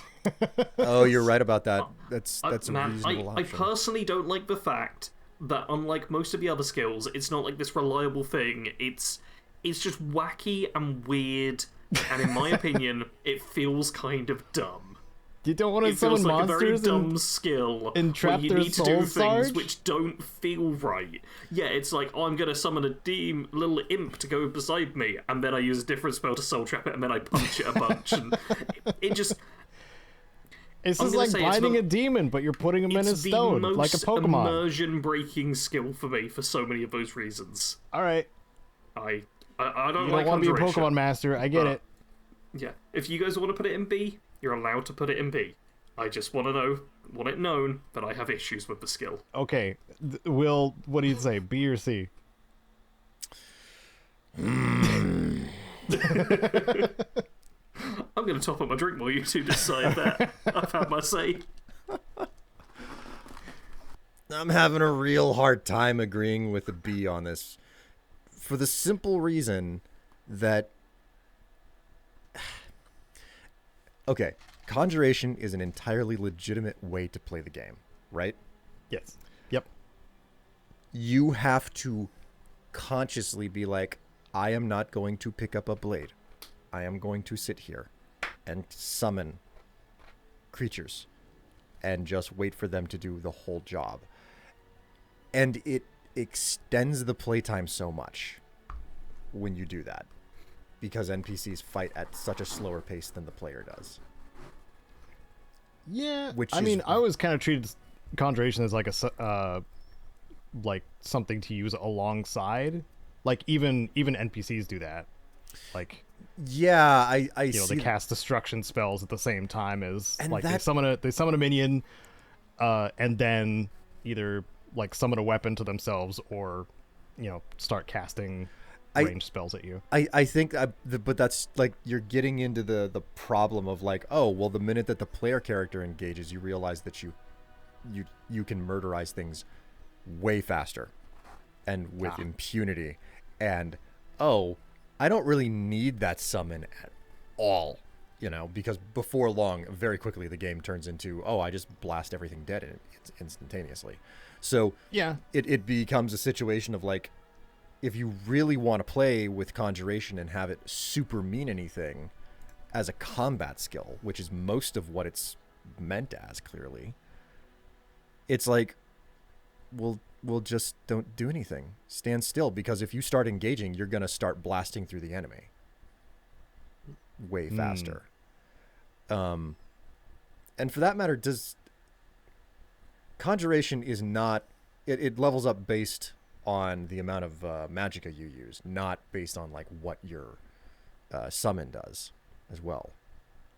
So Yeah, the remaster all the made magic all of works the the same spell way. schools. Yeah. Yeah, So based on magicka. for that reason, it's like, well, you can level up Conjuration really, really fast by just casting it over and over like all of the other spells, and Yes. you're not really rewarded for having your actual summons sit there and do the work for you. Like, it's slower, it's less efficient, and ultimately, frequently enough, they just get in the way if you're just going to blast through the enemy anyway. Yeah. Well, And I just don't think I can kick it up to B for all of those reasons. okay. Well, that's fine. I'm okay with putting it in C. I had That's to all I was work asking. I had to work through this, man. I had to work through it. Okay. We've got a much easier personally- one after this. Yeah, I personally, what I've been using Conjuration for is actually, first of all, training dummies, because you can just make them, and also as distractions, because sometimes you're fighting more than one enemy, and maybe it does get a little dicey once in a while, especially when the enemies duplicate at weird times, because that has happened at least once to me. And I saw Maxine in my server got 2 of the Knights of the Nine bosses at once. Oh, how fun. So yeah, a distraction is what I like to use Conjuration for. But I'll put it in C as well. Yeah. We're not saying it's Destruction. useless. There we go. Yeah, destruction. Yeah. Blow things up. Yeah. S tier, right? Blowing things up. B. Blowing things up is pretty fun. If you put enough magnitude on something, it'll just ragdoll enemies. So Man. I mean, how much have you guys been using destruction? Because spells, by and large, are not something that I've been like super focused on with my character. So I did a destruction build, and I mean, with spellcrafting as well, I really like destruction, especially being able to like. I made like 2 specific spells. One was called Cheap Shot, which was just really cheap multiple elemental damage, which is great for killing small things. And I also had, I can't remember what the big one was. Oh, Elemental Blast, where I did all 3 elemental types: Fire, Frost, and Shock. Oh, Just that's like one a of the big amount. is that the tome one? No, I just crafted it. Oh, I mean, there's I think there's an elemental blast you get from a tome as well. There may well be. That's very Like, similar. Yeah, I just crafted it as like a big one-shot kill spell for most things I came across. Yeah. And yeah, it's great. I mean, Destruction's just wildly enough, the biggest damage spells that I've crafted are not destruction spells. what I mean. You'll What have you been dealing damage with spell-wise? you will find out the way that I do it once we hit the proper Ooh. school of magic. But Okay. Well, we only have one other one that would do that, so we'll find out. The destruction also gives the damage effect, which can apply to health, can apply to magicka, can apply to fatigue, can apply to attributes, and also the weakness effects are all destruction based. Yeah, weakness is where things can get a little bit crazy. Yeah. So I want to put destruction in S tier just because everything gets better with destruction sprinkles. Oh. Oh no, okay, I was wrong. I thought that yeah, drain health is destruction. Drain is destruction too. The drain effects are. I'm constantly getting things mixed up for whether or not it's restoration or destruction, and I think it's because of the way that they flirted with some of the effects back and forth with. Oh yeah. Yeah. I know exactly what you're talking about. So yeah, like I'm using it with I use it with drain health. Yep. Yeah, my favorite skill is to do soul trap for like 1 second and then like drain health 100 points. Yeah. So you put a couple of nicks on someone and then you just have a that spell on touch and you're like, oh, 1 2, oh, you got a paper cut, oh, you're dead. Mm-hmm. Yep. And I just I did soul shock because I like alliteration, so I did shock damage along with it. I like and I just go too. up and like it's like I've just walked across static carpet and then I just touch someone and their soul leaves their body and they die. Yep. It's a great making spells like that. Yeah, so I'm gonna go with S. I don't know if you guys want to talk me down or. No, we're all on S here on this full one. Okay. It's fine, Caedo. We'll talk you down on the next one. We're gonna I hate to break it to you, Caedo. We're about to disappoint you with hand to hand. I'm about to right? disappoint myself because I want to put it in B. Really? Yeah. Okay, please tell me more. I am interested to hear your reasoning for this. Well, I want to give it a Sarge solid because it is definitely viable, especially because we can pump strength as much as we need to. Yeah. So you can match most levels and still be able to punch things to death, which made me believe that the level scaling was made more fair because of which enemies I was able to still kill with punches. But also, I think it's Journeyman. Or there was a couple of things. Blocking with unarmed now causes enemies to stagger, which causes enemies to stagger when they hit you, and you're blocking with unarmed. I don't think that was a thing in the original Oblivion, which is extremely helpful. And also, at Journeyman, your power attack can disarm an enemy, has a chance to disarm, and that chance increases. Yeah, that is cool. The higher ranks you get. And being able to disarm an enemy basically disables them until they either pick up their weapon again or they bust out their own fists and go hand to hand themselves. And who's gonna win in that situation? Yeah, and then who's gonna win, kind of thing. So, like, I have been thoroughly like it does. I'm putting it in B because you still want to have something that goes along with hand to hand to help you out. So I would do like I've been doing like alteration to like boost strength and stuff like that, or sorry, boost armor and whatnot to make my character more durable while he's beating the hell out of people with his fists. So you said that whenever you block while doing hand to hand that you can just disarm in the process of it? No.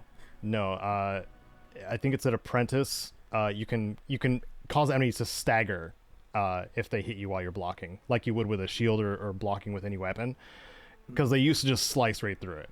Ah, yeah. Okay. And now it's your power attacks have a chance to disarm. It's the power attacks that have a chance to disarm at Journeyman, and then onwards. To me, it sounds a whole like I seem to recall like hand to hand with a shield, I seem to remember being like a pretty good combination in the original, but whether or not that makes any sense, because they've changed the fact that they used to just slice straight through it, you know, which is why I was like, oh, you're using hand to hand, use a shield at the same time. So yeah, you might be confusing that with Skyrim, because Skyrim let you use a shield with hand to hand. Was it not possible? Oblivion never did. Oh. Like you could have a shield equipped and get the enchantment effect off of it, but you wouldn't be able to block with the shield. Yeah, because you have to have a weapon equipped to actually have the shield functional. Okay, yeah. Okay, I get you. Yeah, because when I did play Punch Cat in Skyrim, I did sometimes have the shield on, just to mitigate some of the incoming damage, and then take the shield off to do a finisher, because the finishers are sick. So I love choke slamming enemies. Yeah, I will say I really love the role-playing potential of hand-to-hand in Oblivion. I did my Master Thief character, who was very much supposed to be a non-combatant, but Bethesda obviously doesn't let you be a non-combatant in their games. Nope. They want you to go around and commit lots of murder. That's their whole motive for making games. Promote murder. It's great. So the fact I could do hand-to-hand, and it felt like my character was reluctantly in the fight. They hadn't brought a weapon in, but they were still able to like knock weapons away and try and beat the person down rather than being a violent psychopath. I really love the role-playing potential for the skill, even though it's not anything amazing as a skill in its own right. Nice. I got nothing else. I just wanted to put it in B, because you know it's solid. It's a solid skill. I'm happy with it there. I feel it's better than it was. All right. Certainly. So if we're moving on, the next up is it's heavy armor. Yeah. And I'm gonna advocate that we do heavy armor and light armor at the same time, because they are We can do that. they're not remarkably different from one another. It's just a question of whether or not They're not different at all, I don't think. There's a little bit of different. You are no longer encumbered by light armor at expert. You are no longer encumbered by heavy armor at master. Ah. So, light armor, you get 50% more armor out of it at master. Mm-hmm. So, like, it's nominally different, because most of it is just basically how fast your armor degrades, you know? Yeah. And it's like, well, that's great, I guess. Like, it is solidly background. That's all that it is. Your armor skill. It's a background skill. It's not something that you're like actively thinking about and trying to use. It's like, I wear what I wear, and that's it. You know? And for that reason, I'm really conflicted about whether or not to put it in a B, where it's like, it's doing exactly what you want it to. You put it on, you stop thinking about it, you know? And you get bonuses for just keeping it on. Well, B is solid. B is the Sarge solid. So and that's just it. Like, I don't have any complaints, but it's also for that reason. It's like, I've got nothing to say about it, you know? That sounds more like C then. Sounds more like C to you? I mean, I'm thinking more of a B tier than a C tier myself. What? Because it is very useful to have armor. That's a good amount of damage you're always getting knocked off. Mm-hmm. It's not exciting and it's not fun, but it is still good. Like, it's satisfying rewards for just wearing the same thing all the time. But you can just have the Lord Birth sign and then win. But that's only 15.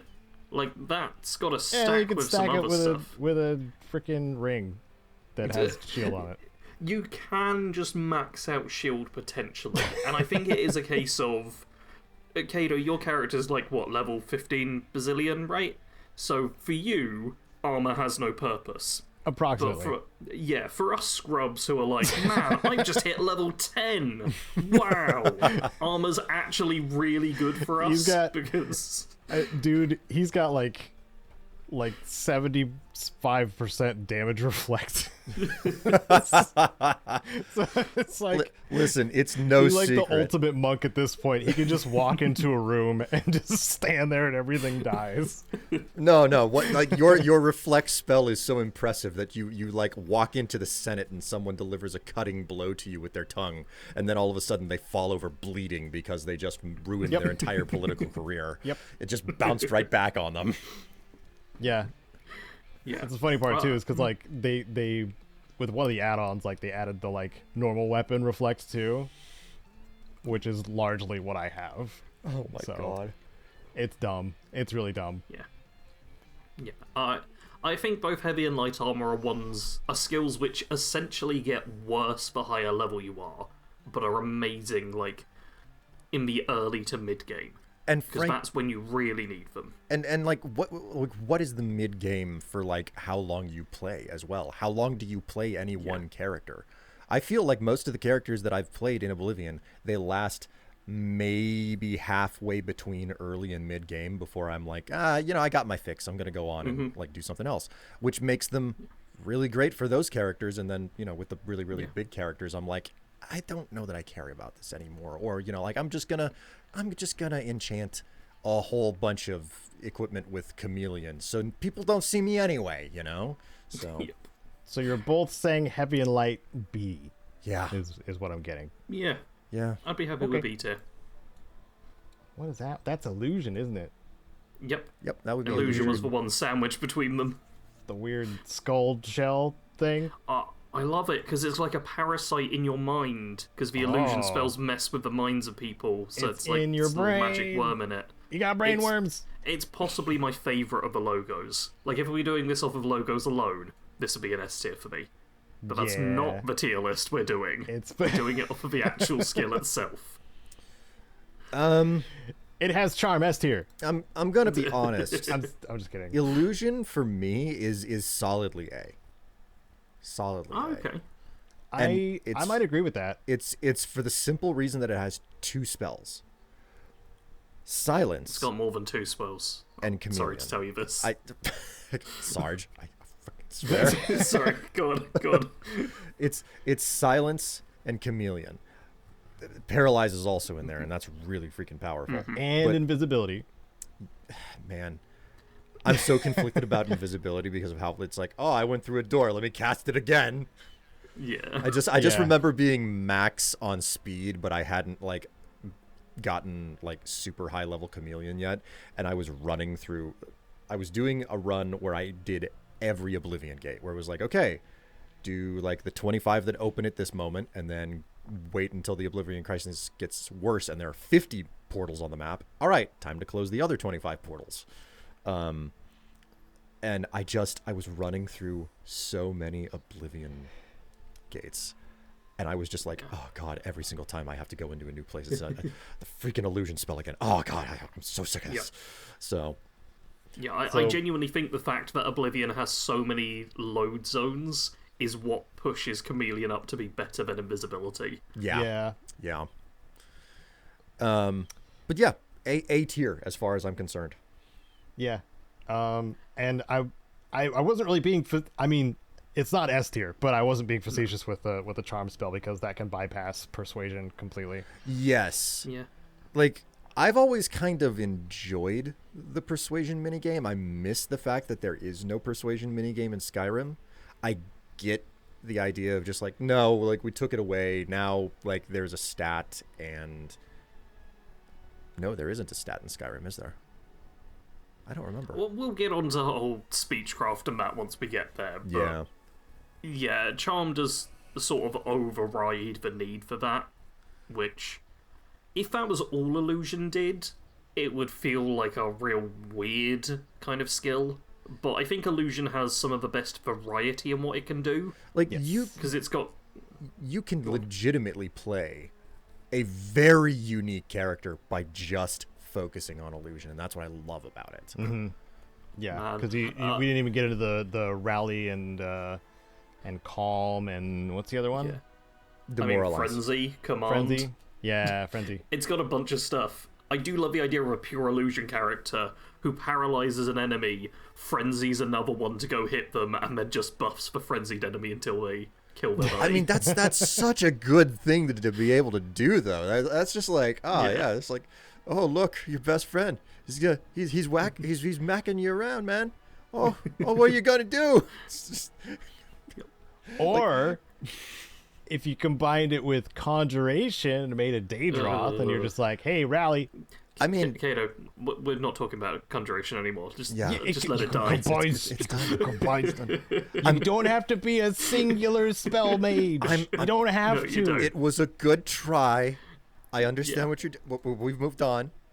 It's an A tier. Yeah. I'm happy to put illusion in it. Illusion is A tier. Yeah. It's nice and versatile, which is something I do appreciate from Magic. All right, now we are on to the first half of the 2-word phrase that plagues the Elder Scrolls franchise, Stealth Archer. Yep. Only one half of it. We haven't gotten to stealth yet, but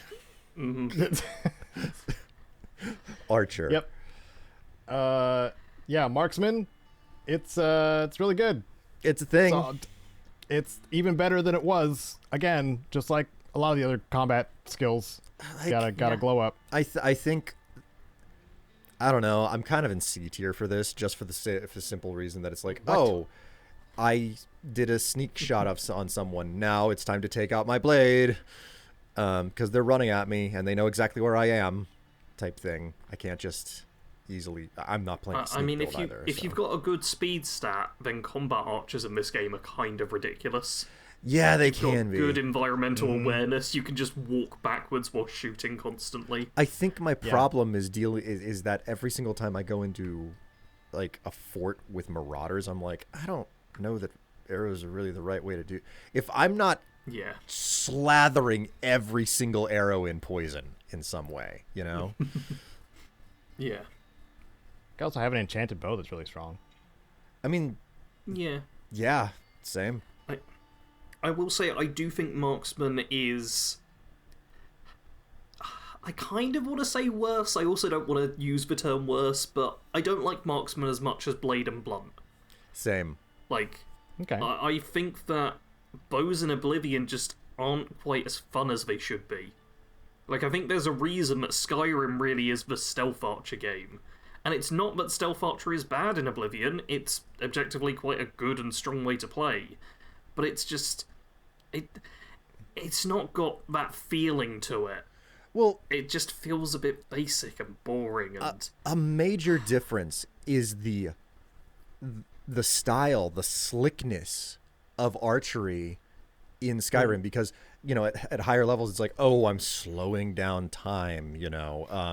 Also, I got a critical shot and I get like the kill cam, and that's just not in Oblivion. So like, I feel like a lot of the stuff. The zoom is now.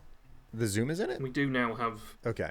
Yeah. We do now have a couple of the things, but we don't have the kill cams. We don't have the kill cams. The kill cams are important for the feel of it. They're very important. Like I think the best parts about being a stealth archer in Skyrim are a lot of the aesthetics. It's not really the function of it; it's the aesthetics of it, and the it's function. The cool factor. Yeah, and it's like, sure, you can still like one-shot enemies if you really know what you're doing with marksman and stealth. But level scaling makes that a whole lot more difficult in Oblivion as well. So I think one of the... you made a bow that did damage to speed, and then they just turn around and they can't move, and then you go back into sneak and do it again. Oh my That's god! Funny. I've been playing with spells. Yes. Yeah. One other thing I want to point out though is that I think Oblivion tends to give you smaller areas in which most fights are placed. It really loves to put enemies in corridors for you where you've not got a lot of distance to work with. And even out in the wild, I feel like there's not a crazy amount of encounters. Like, you do have enemies out in the open, but it feels like, oh, there's a bandit on the road. Yeah. Rather than like, oh, Skyrim has like these entire camps and stuff where you have as much range to work with as you want. Like, I feel like marksman in Oblivion suffers from the fact that there was one person who was responsible for building all of the dungeons. Meanwhile, Skyrim, you get these enormous cavernous and large layouts for camps and everything with your dungeons, and that just sheer scale difference that you're dealing with means that you have a lot more tactical advantage with playing with bows in that game. And just because the world design is so different, marksman, it's just not as good based on a whole bunch of corridor design. So and also master gives you paralysis chance, which is that I'm pretty sure that's new. Or no, it's the same as what it was before. Okay. So now with the changes with melee, then marksman is the only weapon skill that provides paralysis chance, which is nice. But I feel like if you're getting marksman up to 100, you've probably heard of alchemy as well at that point. Yeah. What's an alchemy? Oh, sure. You mean restoration? Yeah, just put a heal effect on the arrow. That'll do great. Yeah, just the restoration icon, Sarge. No, where are we putting marksman? A. C. Man, I was gonna go with B tier.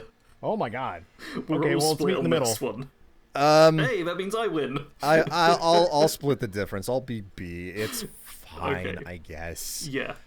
I don't think it's bad or anything. I just think the problem as well is this isn't Oblivion like on launch day where we've not seen better archery in so many other games at this point as well. Yes. We're living in 2025 where we've seen how good archery can be. Yeah. All right. Even Atomfall. I mean, it's serviceable archery, but I prefer the archery of that game. Yeah. Okay. Mercantile. It's pretty good. I like talking to mercs. I mean, I'm okay. It levels a lot better now. I'm split on this. I think that this is either a B or a D. Okay. I mean, there's a letter between those two. Yes. Here's the reason why I say I don't care. Like, there is, because of the level scaling in this game, you can just forget about mercantile. Okay. Because you level it up based on how much money you sell things for. And because bandits are going to be wandering around on the road roughing you up for 100 coins while wearing 2,000 gold worth of equipment, you very quickly max out mercantile without having to think about it hard, if at all. So because it's a skill that you can just basically ignore for the most part now, and let's be honest, like, actually opening up the haggle menu is freaking tedious, and they took away the ability to use the mouse cursor to click forward and backward by 1 point at a time, which was my method of doing it. You have to use the arrow keys now. That is freaking annoying as hell. Okay, I'm glad you brought that up, because I thought I was just somehow really bad at clicking my mouse. No, they just took it away. There's no button for you to push anymore. You have to actually use the arrow keys on your damn keyboard or switch over to freaking controller. I'm like, why have you screwed your UI up so bad in a remaster? I don't understand. Where's the weight amount whenever I'm looting stuff, Bethesda? I'm sorry, I have salt. But I am of two minds. Why does it say constant effect instead of magica cost? There, I did it too. So I am of two minds on mercantile. It's either B tier because it's doing exactly what you need. You can just about ignore that it exists and forget it. Or it's D tier for the exact same reasons, because it's not a skill that you really have to interact with anymore, despite the fact that it's something that you're kind of supposed to interact with it. And I'm gonna say something positive about it. Oh, no. What are you doing? When you hit, I believe, 50 in the skill, it actually does unlock new inventory with a bunch of different merchants, including some, like, fairly decent items. And I really like that, especially as, like, a flavor thing. It might not be 50, it might be one of the other ranks. Because another rank with the perks is being able to sell any type of item to any merchant. Yeah. And I do like these perks, especially from a flavor and role playing of like, oh, you're really good at bartering, so you can convince these people that they do want the goods or to show you the better goods. Yeah. Like, Okay. And the investing in the shops thing too. I completely forgot about all of the good stuff in the process of complaining. So like, yeah, right, B tier then. for that reason, I think this is a solid B, because everybody's going to be bumping up against it to some degree, but whether or not you actually engage with it, you know. Yeah, I feel weird that I've like pushed it up, seeing as I was gonna argue for it as a C tier, but I'm happy for it to go in B tier. I'm cool with it there. All right. All right. I feel like I should say that it's C tier now, but I'm done. I'm moving on. All right. Is this Here's the weird one? The restoration? It's the weird one. Or is it No. mysticism? It's mysticism. Mysticism. Okay. Man. It's the weird one. It's got the Yeah. eyeball and the sun and the moon and the whatever else is on there. I mean, I think mysticism suffers from the fact, and I understand why it was like deleted, because it's only got half a dozen spell effects. Like, it does fewer things than the other schools of magic, and they don't really have this joint feeling to them. I'm gonna just read out all the different spell effects you get from mysticism. It's Detect Life, Dispel, Reflect, Soul Trap, Spell Absorption, and Telekinesis. there's And clairvoyance. yeah. Oh, that's- and Clairvoyance now as well. Oh, yeah, Which is- forget that. and I forget again, that's by even default. under a school of magic. And reflect itself is split up between just straight damage and reflecting spells too. So it's like, there's nothing about this that feels particularly unifying in what it does. Yeah. And I get why they got rid of it, you know? Obviously, It feels like they were trying to make it the magic-based magic school. Like, it feels like it's supposed to be stuff to do with magic and things, with like spell absorb and dispelling effects, but they never really managed to make that work. yeah. And I question, like, I don't remember what spells were qualified under what schools of magic in Morrowind, but for some reason I get the feeling that that magic kind of got stripped down in the process of removing a bunch of spells from Morrowind, and it was a holdover. I don't know that that's the case because I don't remember the spells that were mysticism in Morrowind. But Bethesda, to a certain degree, has this problem of like, well, we had this in the last game, so we're gonna just do it again, and we've made these changes, so we have to remove some stuff, and we're not really concerned with the the knock-on effects that will have for whether or not something makes sense anymore, you know? Yeah. So it's a little bit like, despite sorry. it being a weird category. Sorry to cut you off, Will. It also has some of the most useful spells in the game, yeah, like or most used, I should say. like let's not lie. Just about everybody is going to use Soul Trap at some point. You have to completely avoid soul gems and stuff if you're like, yeah, okay, you can do that, but I feel like most players are going to figure out how to recharge their enchanted equipment with a soul gem or a Zura Star or something like that. And it's like, yeah, that's why you do mysticism. It's for Soul Trap, and that is the entry point, and that's probably as far as a pretty decent number of people go. And then it comes down to whether or not you're more interested in the other spells in the game. Like, I think there's niche uses for the rest of the stuff, and Soul Trap really is the kind of big net which catches players into this school of magic. Yeah. It's like, I don't think I've ever cast telekinesis in any. I have. Man, I wish it was good. I've played, a little while back I talked about playing, oh no, I forgot the name of it. Oh, I feel so bad. It was the game that Caedo played in, like, early access, and you're like a caravan. It's a fantasy. Come on, Caedo, help me here. I'm drowning. Help. I am You drawing can a do blank. this. Oh no. can't even find it because I I had to can't bring uninstall up it to Steam free up right now space. because I'm recording my screen. Oh no, but there's a game I played that had good telekinesis magic where you could really throw things around, and they made sure to have like these plants the which magic grew like the magic game. The yeah, you know the one. oh god, oh no. Yeah. It's a really good game. Are we doing it justice here? We can't remember it at all, but Eternal Strands. Eternal Strands, I found it. Eternal Strands. Yes, the other Eternal Strand type Strands. game. That has telekinesis just as you'd normally expect it, but you can like pick up like these plants which grow like balls which explode into fire when you throw them, and that just immediately makes it better. Oblivion doesn't have anything that's worth throwing at an enemy, is what I was getting at with that real long section. Yeah, Yeah. telekinesis is more for positioning objects where you want them to go with your mind, and or stealing from very long distances.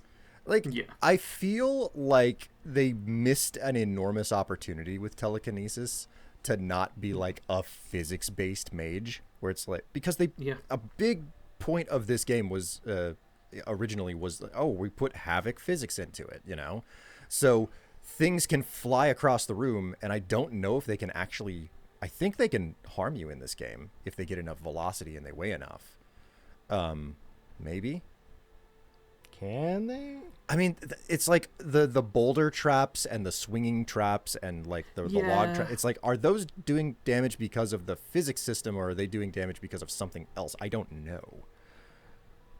I think it's because I don't know, they're designed to do impact damage. I think they operate totally differently from like items that you can throw. Yeah.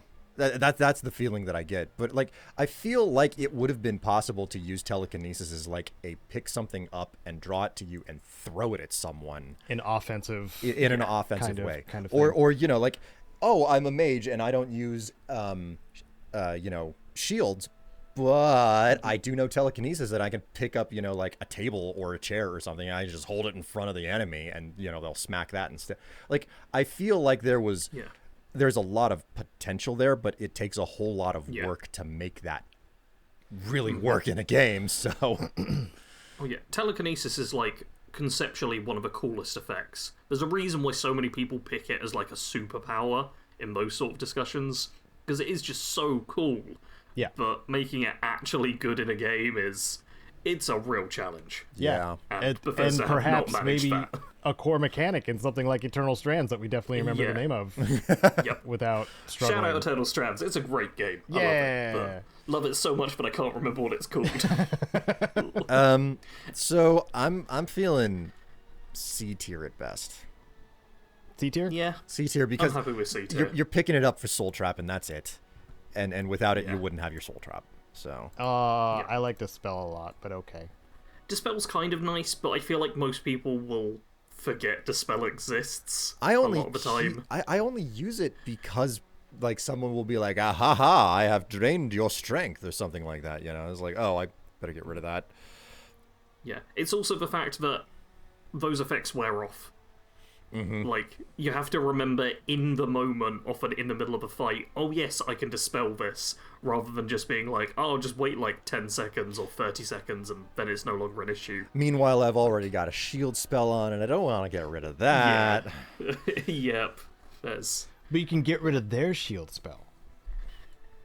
Yeah, Touche. but then you have to notice that they've got a shield spell on. Here's the thing. I think mysticism has potential, but you have to kind of already be an expert in playing Oblivion. Which isn't wrong. Like, I love an RPG where the more you know about it, the better your second playthrough is going to be. You know. Yeah. Similarly, if I cast Dispel on my enemy, then it's getting rid of the paralysis spell I cast. Yep. Oh. So, you know, restoration. Oh, I quickly want to say that I don't like Detect Life as well. Like, it should be good, but the range on those spells always seems to be terrible. You basically have to make your own Detect Life spell, and even then, Yeah. Like it's not amazing. Detect Life, in my opinion, is best whenever it's an enchantment on a piece of equipment, and even then, Yep. like it's like, oh, I'm out of the dungeon, I better take my helmet off. Oh, I'm in the dungeon, I should remember to put it back on again, you know. Yeah. All right. Let's move on. Restoration, our final magic score. Yeah. Where are we putting this one? I'm not really certain. I think it's good, but not interesting. I think it's one of the best magic schools because of Fortify. Everything Fortify based comes off of Restoration. You're entirely correct about that. Fortify anything is particularly impressive, because specifically because of your ability to over fortify things, you know. Yes. So like, totally agree. Like the entire system that they have of like resist fire and frost and stuff, like, it's like great. Yeah. That's great, but like I can reflect damage, and I have shield spells for that already, so I'm not certain that I care about that, you know? Yeah. No, Restoration is either restoring you in some way, be it healing spells or stuff like Cure Disease, which is kind of just nice to have now and again, or it is Fortify to make you almost literally overpowered. Yes. So it's either doing something very predictable and mid, or it's doing something wildly crazy. So, And also, Absorb on Touch is also something Restoration can do. I don't recall ever using this. Yeah, I'm in the same boat here. I just don't use it. Okay. It could be good. I mean, Caedo, you're the one with experience, I assume, here, so... There is a bit know. of a caveat to it, which is, in Oblivion, because I'm going to call it that now, I guess, it would only work as in touch range. Like, you wouldn't be able to, like, put it enchanted on, like, a bow and have it work. Like, in order to absorb, you would have to be at close range. But it's still cool. It's just another way to nuke an enemy's life while healing you at the same time. And the more effects you have with lower values, the more you can stack on a spell with it still being a decent, cost. I don't know. I'm freaking metagaming in my head. The thing that Oblivion is both great and awful for at the same time is the fact that you can basically do the same thing through different routes, you know? So it's like, do you want to resist fire, or do you want like the fire shield? Now, obviously one is probably going to be better than the other because you're getting the shield plus the, the elemental reduction, as opposed to the this gives us overall magic resist too, doesn't it? Yeah.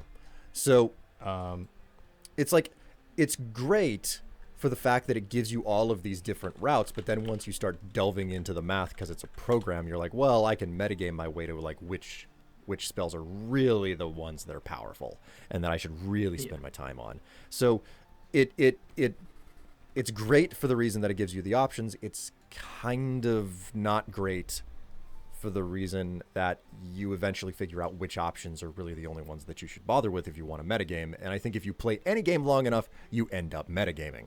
So any Bethesda game especially. So like, I want to put Restoration in A tier or S tier because it's so universally useful, and how I was gonna go with A tier as well. Yeah, and how exploitable it is. Like how things that it's like the developers were like, you can totally do that if you want and have fun with it, but at the same time, like, you start to feel like you're not like role playing anymore. You're just being, a doofus in a video game. So it's like, my biggest problem with Restoration is that I think it's boring.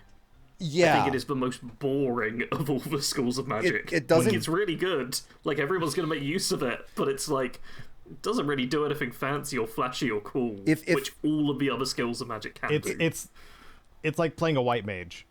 Yeah. Like it's like, it's helpful. It's sometimes necessary, but it's very basic.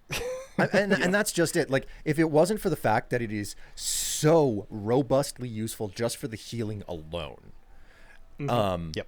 it would be a solid B. You know, was it not for the fact that it's like, no, you can't put it in B. You got to freaking heal, and you have your potions as an option, but spells, you know, they work so much better. And then you turn in the I'm going to utterly break this game function that it has available. Yeah. So all restoration does is raise numbers. That's it. Yeah, you're right. You're right. It's like it's so good, but God, is it boring. But you also don't need to make a trip to the doctor's office if you have enough restoration skill. Which is such a boring thing to consider in my RPG. Because then you can just cure disease whenever you want to. Yeah, I refuse to put it in S tier just because it's boring. It's probably the strongest skill overall I concede in the to A game, tier. arguably. But yeah, when you can do so much cool stuff, I'm like, no, we're not just having numbers be at the top. Okay, so A tier it is. Yep. Yeah. A tier it is. All right. Now for one that I don't even have to think twice about what to do with it. Ha. I mean, I have to think twice. Do we add a new tier, like, below all of these? Just for how much I hate having to lockpick? Yep, okay. Well, security goes in D. That's, okay, moving on. Okay, yeah. Seeing that there's two things in the game itself to bypass this completely. Yeah. That's the open spell from alteration, as well as the skeleton key, which you can get a level 10. Either one, you can just get through locks, no problem after that point. Yeah. But Bethesda knew they'd made a mistake. Yeah. Like, it's really cool, the lockpicking minigame, and I think if there was something to make it so that when you actually put the pick up, it like stayed there for a second, because all of the perk unlocks are like, hey, now you only lose 3 tumblers when you fail at lockpicking, and I'm like, well, cool, I wasn't going to bother with any of the hard locks anyway, so that doesn't help me. Yeah, they could have made this good. I don't think the lockpicking minigame is inherently bad as an idea. It's just executed terribly. It just needed to have some incentive to go through all that, maybe. I mean, not just the added incentive, which is also a problem, but I think they needed to make it more forgiving. Because as it is, you need to be, like, frame precise, almost, with lockpicking. Yeah. Which expects too much physical skill from the player. Yep. Like, even if you've got amazing reactions, like pixel-perfect eyesight, you still have a chance of messing up. Like, let's not lie about anything here. Okay, let's just cut it straight. There is a reason that they redesigned lockpicking to the way that it was in Fallout 3, and there is a very clear reason why it has stayed the same way through all their games since and has been replicated by other games. Except for Starfield ruined it. It's become like the default. Yeah, Starfield. Oh, do not get me fucking started. I mean, Bethesda's system has become like the default. This is lockpicking, which is wild because the Oblivion one was more in line to what real lockpicking is like. Yeah, which is just absolutely wild. But it's like, listen, I get it. Lockpicking in the remaster is 10 times easier because I can actually use the keyboard to move the pick around and like bounce the tumblers. I can actually effectively lockpick in the remaster. It hasn't changed the fact that it is still a tedious process, even though I have it down perfectly, and I basically don't break picks anymore because the controls are better and I understand how it operates now. But it's still a tedious experience. It's like you were saying though, like they probably realized that realism doesn't equal fun, and they changed it and then changed it back, and I still am questioning why they did that. For what, this? In Starfield, they changed it back to something that is more tedious than. Yeah, they didn't change it back. They changed it to something that's more tedious. Something different. Yeah. Yeah. I get it. With Starfield, they were trying to make it more sci-fi and make it a bit of a puzzle. Because I think one complaint that the basic lockpicking we're used to is that it's a bit basic and like, oh, this is a bit easy for all the players who have done it tons of times now. So I think they were trying to kind of split the difference a bit. Which, I don't hate Starfield's lockpicking, but I don't think it's necessarily any better than like Skyrim, Fallout 3, Fallout 4, what we're used to. I think the problem with Wait. Did you say Skyrim's lockpicking? Or Starfield? Yeah. Wait. It depends what part of the sentence I said both of them, technically. I think the problem with Skyfield. Do not do this to me. I think the problem with Starfield's digipick system is the fact that it's too complicated. It's too complicated, and that's like, if there's a mini game that follows you around throughout the entire game, it needs to be more of an amusing thing than an actual obstacle. Yeah. And I think that Oblivion's lockpicking is a really good example of something that is really flirting with that line based on what type of a person you are. Meanwhile, it's like the digipick system in Starfield is just like too much, and I don't know just about anybody who cared about it or wanted to do it, after their 5th lock or whatever. Meanwhile, well, it's also loot incentives in Starfield are just jacked. Yeah. You probably don't care about whatever's locked behind that very hard digipick lock. Exactly. Because it's probably it's probably a randomly rolled piece of trash that you don't need. And that's just it. Even if there's random rolled piece of trash inside of a Skyrim chest, the lock picking is so easy for me to get through. I'm like, whatever. Yeah. It wasn't that much of a problem. So like, I think there's a reason why it's coalesced, like the industry in general has coalesced behind that one particular What we're saying is Starfield needs an open spell. I mean, they could just have a piece of technology which does it, yeah. We're not talking about Starfield, though. We've spent enough time on security. We've already put it in D tier, and then we talk about Sarge, we have like, the piece of technology. We have ships with giant lasers. We do, Caedo, we're not talking about Starfield. We're not talking about it. Okay, I sorry. have 45 minutes before I have to be live. We need to close this up. Yeah. Okay, all right. Yeah. Okay. Sneak. We're talking about Sneak now. Penultimate one. Sneak is good. Sneak is good and improved for dagger users. Yes, which I love. Yes. How has it improved? ×8. Sneak. Yeah. It used to just be daggers would literally just within the one-handed weapon, so it used to be better to use a mace for sneak attacks as like a kind of highest base damage. Yes. But now daggers are actually the best thing to use if you get up close and sneak, which is And you can't be stealth archer without stealth. A tier. Are we putting it A tier? Hang on, let me think about this. I was more tempted to go B tier myself. As someone who played like basically a pure stealth build recently, I think something which a lot of people ignore when discussing stealth and sneaking is that it's kind of boring.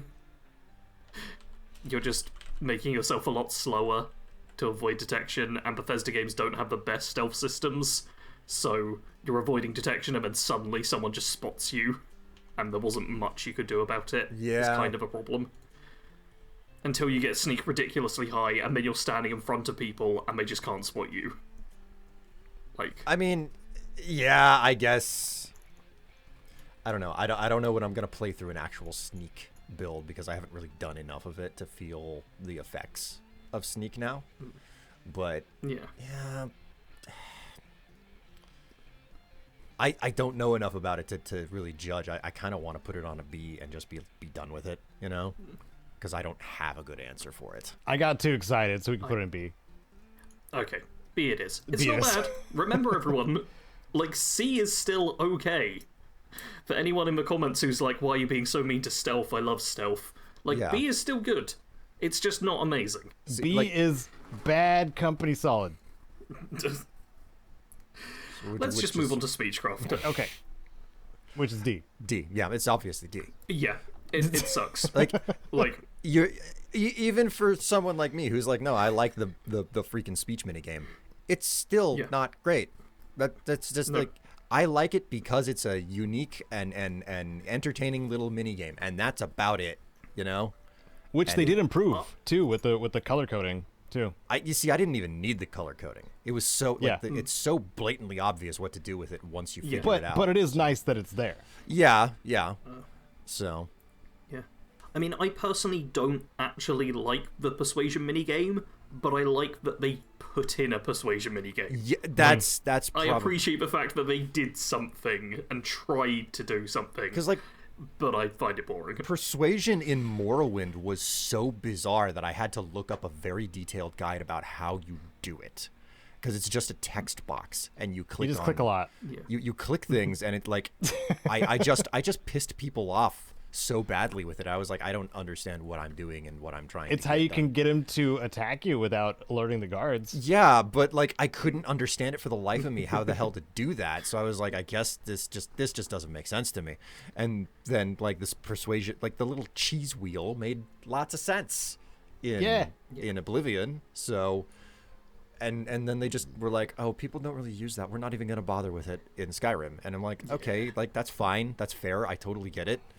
It's better to have like an actual personality stat, and you just, as you improve that, people just like you more by default, I guess. Yeah. And there was so many different things that already affected disposition. Too. Yes. Yeah. Like on top of speechcraft, like you have the racial differences between different races in the game. Like a lot of people don't like Altmer and Dunmer.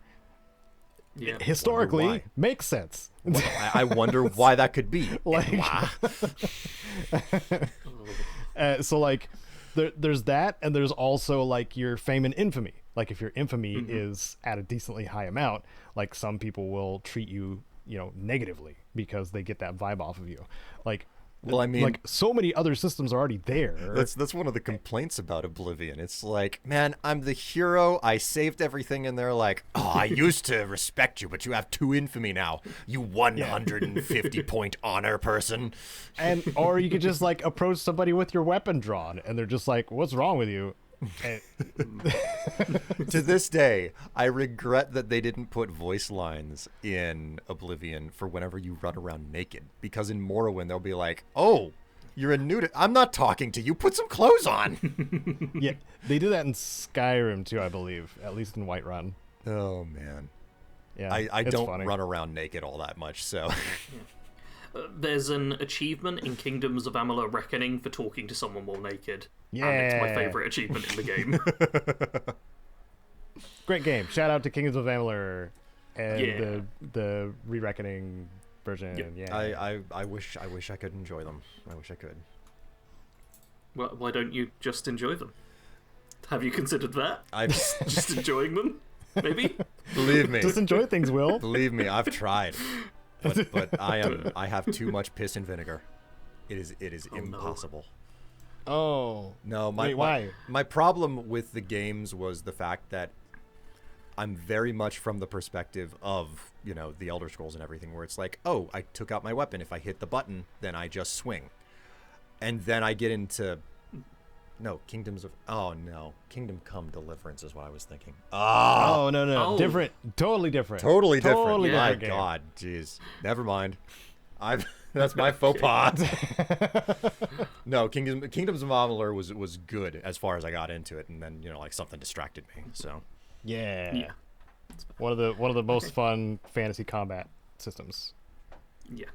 I think Okay, what turned me away from it ultimately, or made me lose sight of it, was the fact that it felt so much like an MMO because of the way the world was built and its development history.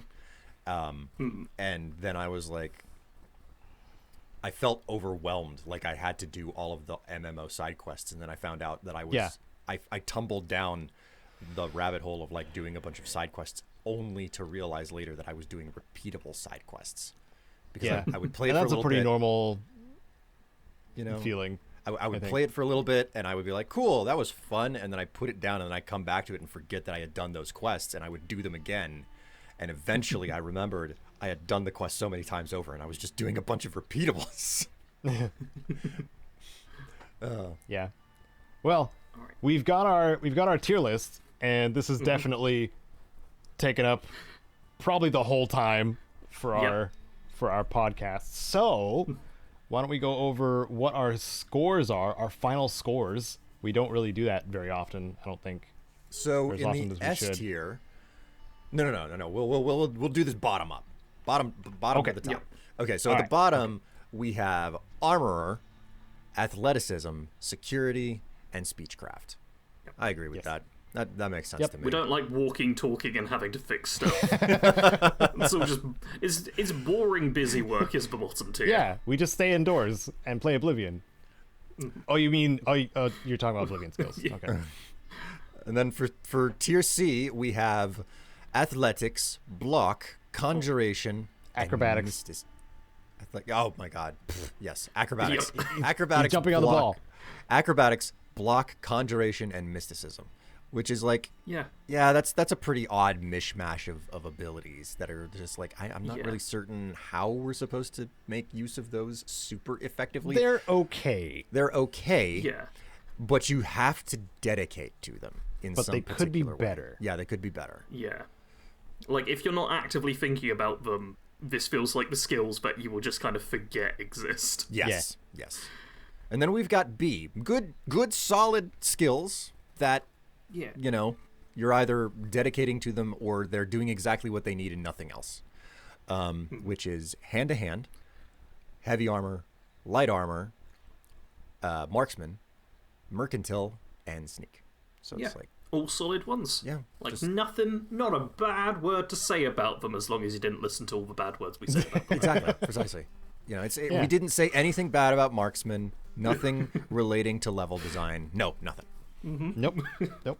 And then we go up to A, which is alchemy, alteration, illusion, and restoration. All magic schools, which says a lot about the alchemy magic. is technically not a magic school, but Shush, shush. it feels magical. Shush, shush, shush, shush, shush. You're unlocking the magic potential inside If you of. no, I can defend this. If you pick the mage in the class selection, Yeah. alchemy is the other skill that they have alongside all of the magic schools. It is, yes. Ah. So These are all great. Like, Yeah. if you don't use one of these 4 skills in any given playthrough, you are probably unique for that reason, because these are all very That's a really nice way to say hamstringing yourself. like, well, it's not, like there's some people who are just like, no, I just all I do is fast travel everywhere in the game and I never explore, because like there's a common thread in a lot of open world games these days where they give you the markers for everything so that you can just walk to everything interesting. Like that's a very Ubisoft thing to do these days. And there are some people who just don't know that, like, no, the game world doesn't have any markers on it because you haven't gone out and explored yet. So there are people who will do the same general thing with skills. It's like, oh, I have a weapon and I'm going to smack things and I don't care about any of the other skills because it hasn't been explicitly explained to me in a way that makes sense to me, you know? Yeah. Like there are a lot of people that can also be like a comfort zone kind of thing. Like, because I mean, you guys could be the same way, like, because I have been in this realm for so freaking long, is even though I do like using hand-to-hand builds with all kinds of stuff, I always change it up because I can always be surprised by various different things. Like we were talking about Avowed for a second. Like I immediately went for two-handers just to see how they felt, and it was, oh man, they feel good. And then I got a unique sword that just bleeds constantly, the horse cutter, and it's my god, that thing is amazing. So yeah, if you're not using any of these skills, it's like, well, you're bad at Oblivion, Yeah. objectively. And morally a bad person too. And we're not saying that if you're not using all of them, just not if you're not using at least one of them. Do you want to make Sean Bean cry? Is that what you want? God.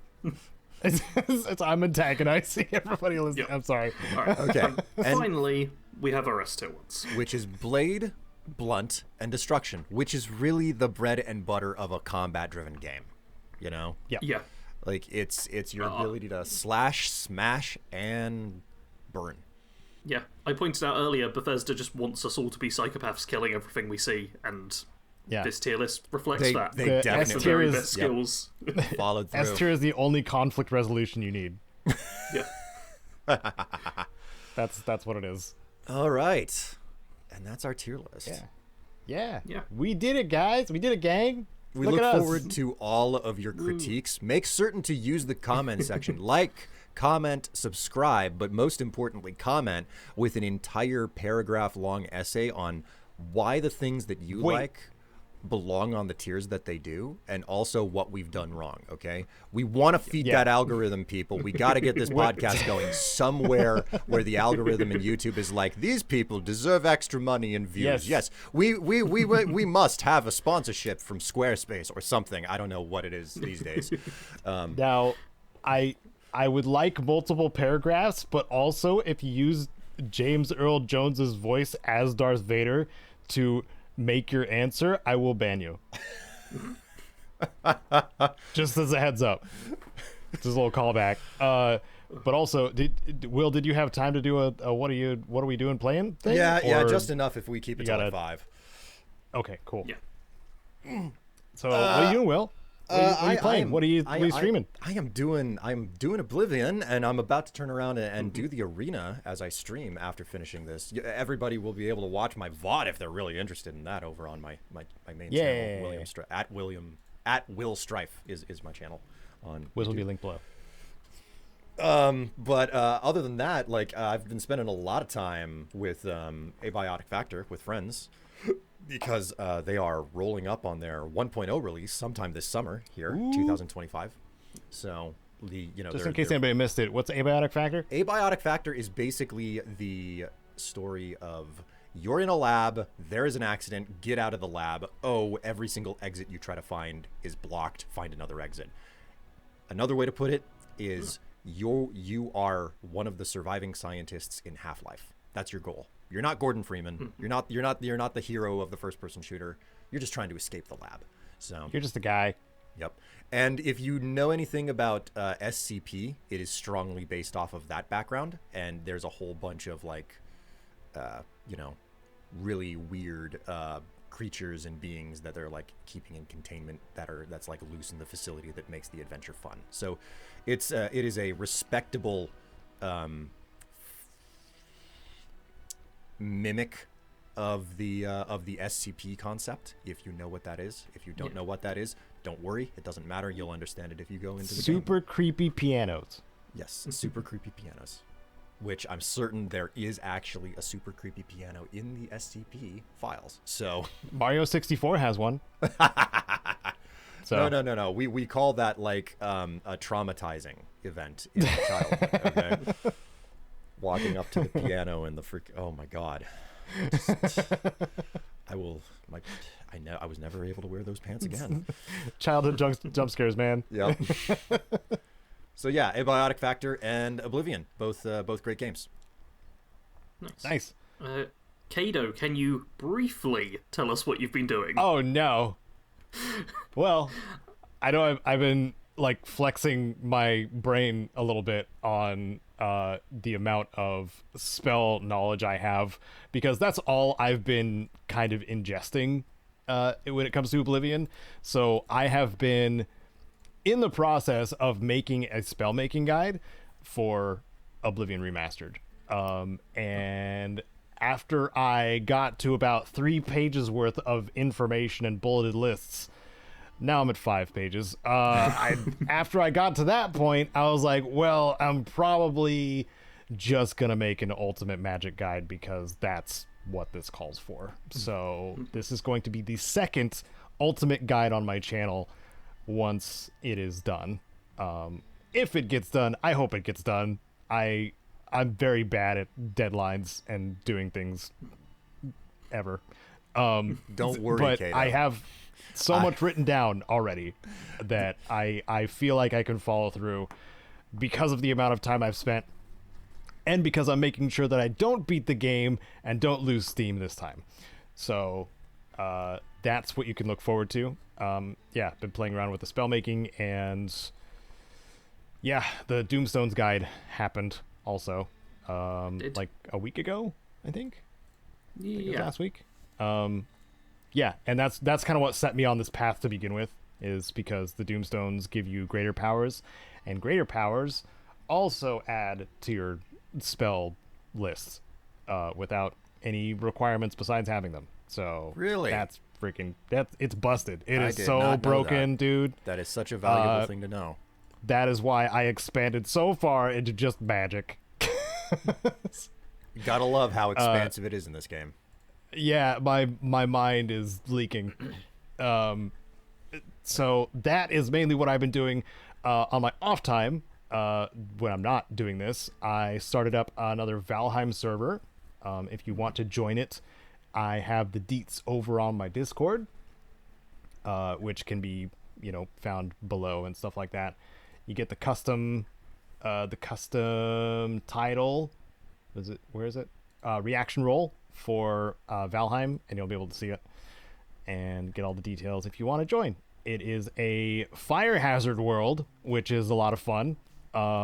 So, build what would make sense when it comes to building wood structures around campfires, because otherwise it'll burn stuff down. Obviously, you want a bonfire inside of your meat hall, specifically on the wood boards.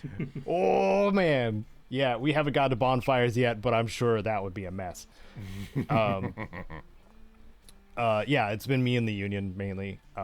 We just felt like playing another survival game together, and Valheim is like the safe bet to go back to. So I saved the previous world and fired up a new one.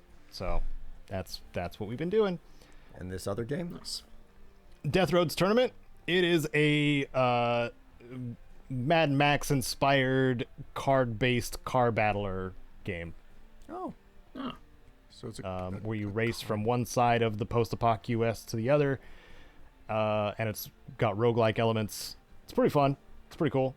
It's a nice little cool down. It's also full of references to like everything 2000s era, like. Oh, so it's peak millennial. It's peak millennial for what it references, as well as like very much Mad Max. I think it also starts with a phrase like the road never changes or something like that. Like very much wears the inspiration on its sleeve for post-apoc. So yeah, if something like that interests you, check out Death Roads Tournament if you want a car combat kind of game that's more strategic, I guess, which doesn't happen very often with car combat games. So yeah, it's been fun little thing. Yeah, that's what I've been doing. Sarge, what have you been doing? Oblivion, so much Oblivion. What? On the second channel, I've been continuing to do my unique items only challenge run. That's on Bad Company Gaming. And next week, everything's going to go horribly, horribly wrong. Like, so badly wrong. So make sure to tune in for that. In the playthrough? So badly wrong. Just, oh god. I can't even tell you how bad it's going to go, but... in the playthrough, though, is what you're saying. Yes, so bad. All right. I just had to confirm that it's just in the playthrough that's going horribly wrong. On the main channel, I've done a character creation guide, so if you want to know even more about creating characters in Oblivion, I put that out recently. But the main thing I'm doing is weekly character builds. There's just a new character every week. I've got my mage, should be uploaded by this point, and I've got a master thief, I've got Lawbringer, who's a big heavy character. I'm trying to get like a lot of character builds and get into the flow of them, and people seem to mostly be enjoying them. I'm not sure how long people will actually stick around, but for now, they're being watched, and I appreciate that. I can't wait until you hit the moment where you have like 8 characters, and then you can have them all do a heist. Because you're tying the stories together, and I'm really enjoying it. I've only tied like 2 backstories together, and now there's the pressure to somehow tie everyone else together as well. Well, the task is laid out in front of you. Yep. Yeah. I'll do like... I've got plans, but it's going to take some work. Outside of like blowing my brain up with having to think so much all the time, I've also... I just played Doom: The Dark Ages. It's out recently. I gave it a whirl. I will also have a video up of that on the second channel, just my little first impressions kind of playing through thing, and it's fun. You shoot things, bang bang bang, and you throw a shield. Is my overall review. I thought you charged at things constantly in the game. You can charge at things as well. There's a shield throw and charging with the shield, and you get like a shotgun. I will also say, playing this has reminded me how much I absolutely love when fantasy and sci-fi are just smashed together. Yeah. Like, I'm more of a fantasy person than I am a sci-fi person, but I also really enjoy, like, first-person shooters and stuff, which fantasy can never quite do as good. So, when you just smush the two genres together, I'm like, yeah, give me, like, lasers and shotguns and explosions, as well as being a medieval knight. And I love it every time. Oh, man. I want to play Dark Ages, but at the same time, so much is on my... So many games already. Oh, yeah. man. I mean, I've put less than an hour in, I think, at this point. Like, I've not had a lot of time, but it's the only thing I've done other than work, so I had to put something else in here still as well. be there, Will. Yeah. Along with all of the other games that will still be there that I already have. Yeah. I mean, I can recommend you about 50 more games as well if you ever need a longer list. God knows. I was going to shout out Chained Echoes as a really good fantasy/sci-fi crossover game. Oh, yeah, you had to meet your Meanwhile, quota. I'm over here. I have like 3 different essay scripts that I finished, and I'm just like, will I actually record anything for these? Because the scripts are done. So, Yeah, like, well, once you're done with Chained Echoes, Will, then you can move on to Kenshi, which I strongly recommend. Listen, And Kenshi 2 there's information about that coming out as well. So there's a. listen, Man, I forgot to put that in the too. outline. I'm staring at the installation for Dwarf Fortress that I still haven't fired up, and I've heard all these things about. People, I only have so much time on my hands. Just go full time. It's so easy. No, Yeah, still doesn't help with the time. Let's just wrap things up here. Okay. It's been a long recording. Yeah, I gotta get going. All right, I'll do the outro. Everybody, thank you for watching and or listening to this wonderful podcast. Thanks again, Will, for joining us once again on the adventure through Oblivion's stuff. Skills. Always, that's the thing we did. It's always a pleasure. Thank you. And if you want to catch Will on his channel or his Twitch, those are links below, as well as myself and Sarge's details. But I'm pretty sure you know us at this point. I hope so. That'd be weird if you were just a stranger to us. Please don't be a stranger. Caedo, it's fine. People showed up for me, not for you. Okay, all right. Catch the PIPCAST every other Sunday, 10 a.m. Pacific. Thank you to Wasteland Legends, Sven and Rose, and the rest of the patrons. We will catch you in 2 weeks. Goodbye. Sorry, you gotta say bye this time. God dang it. Goodbye.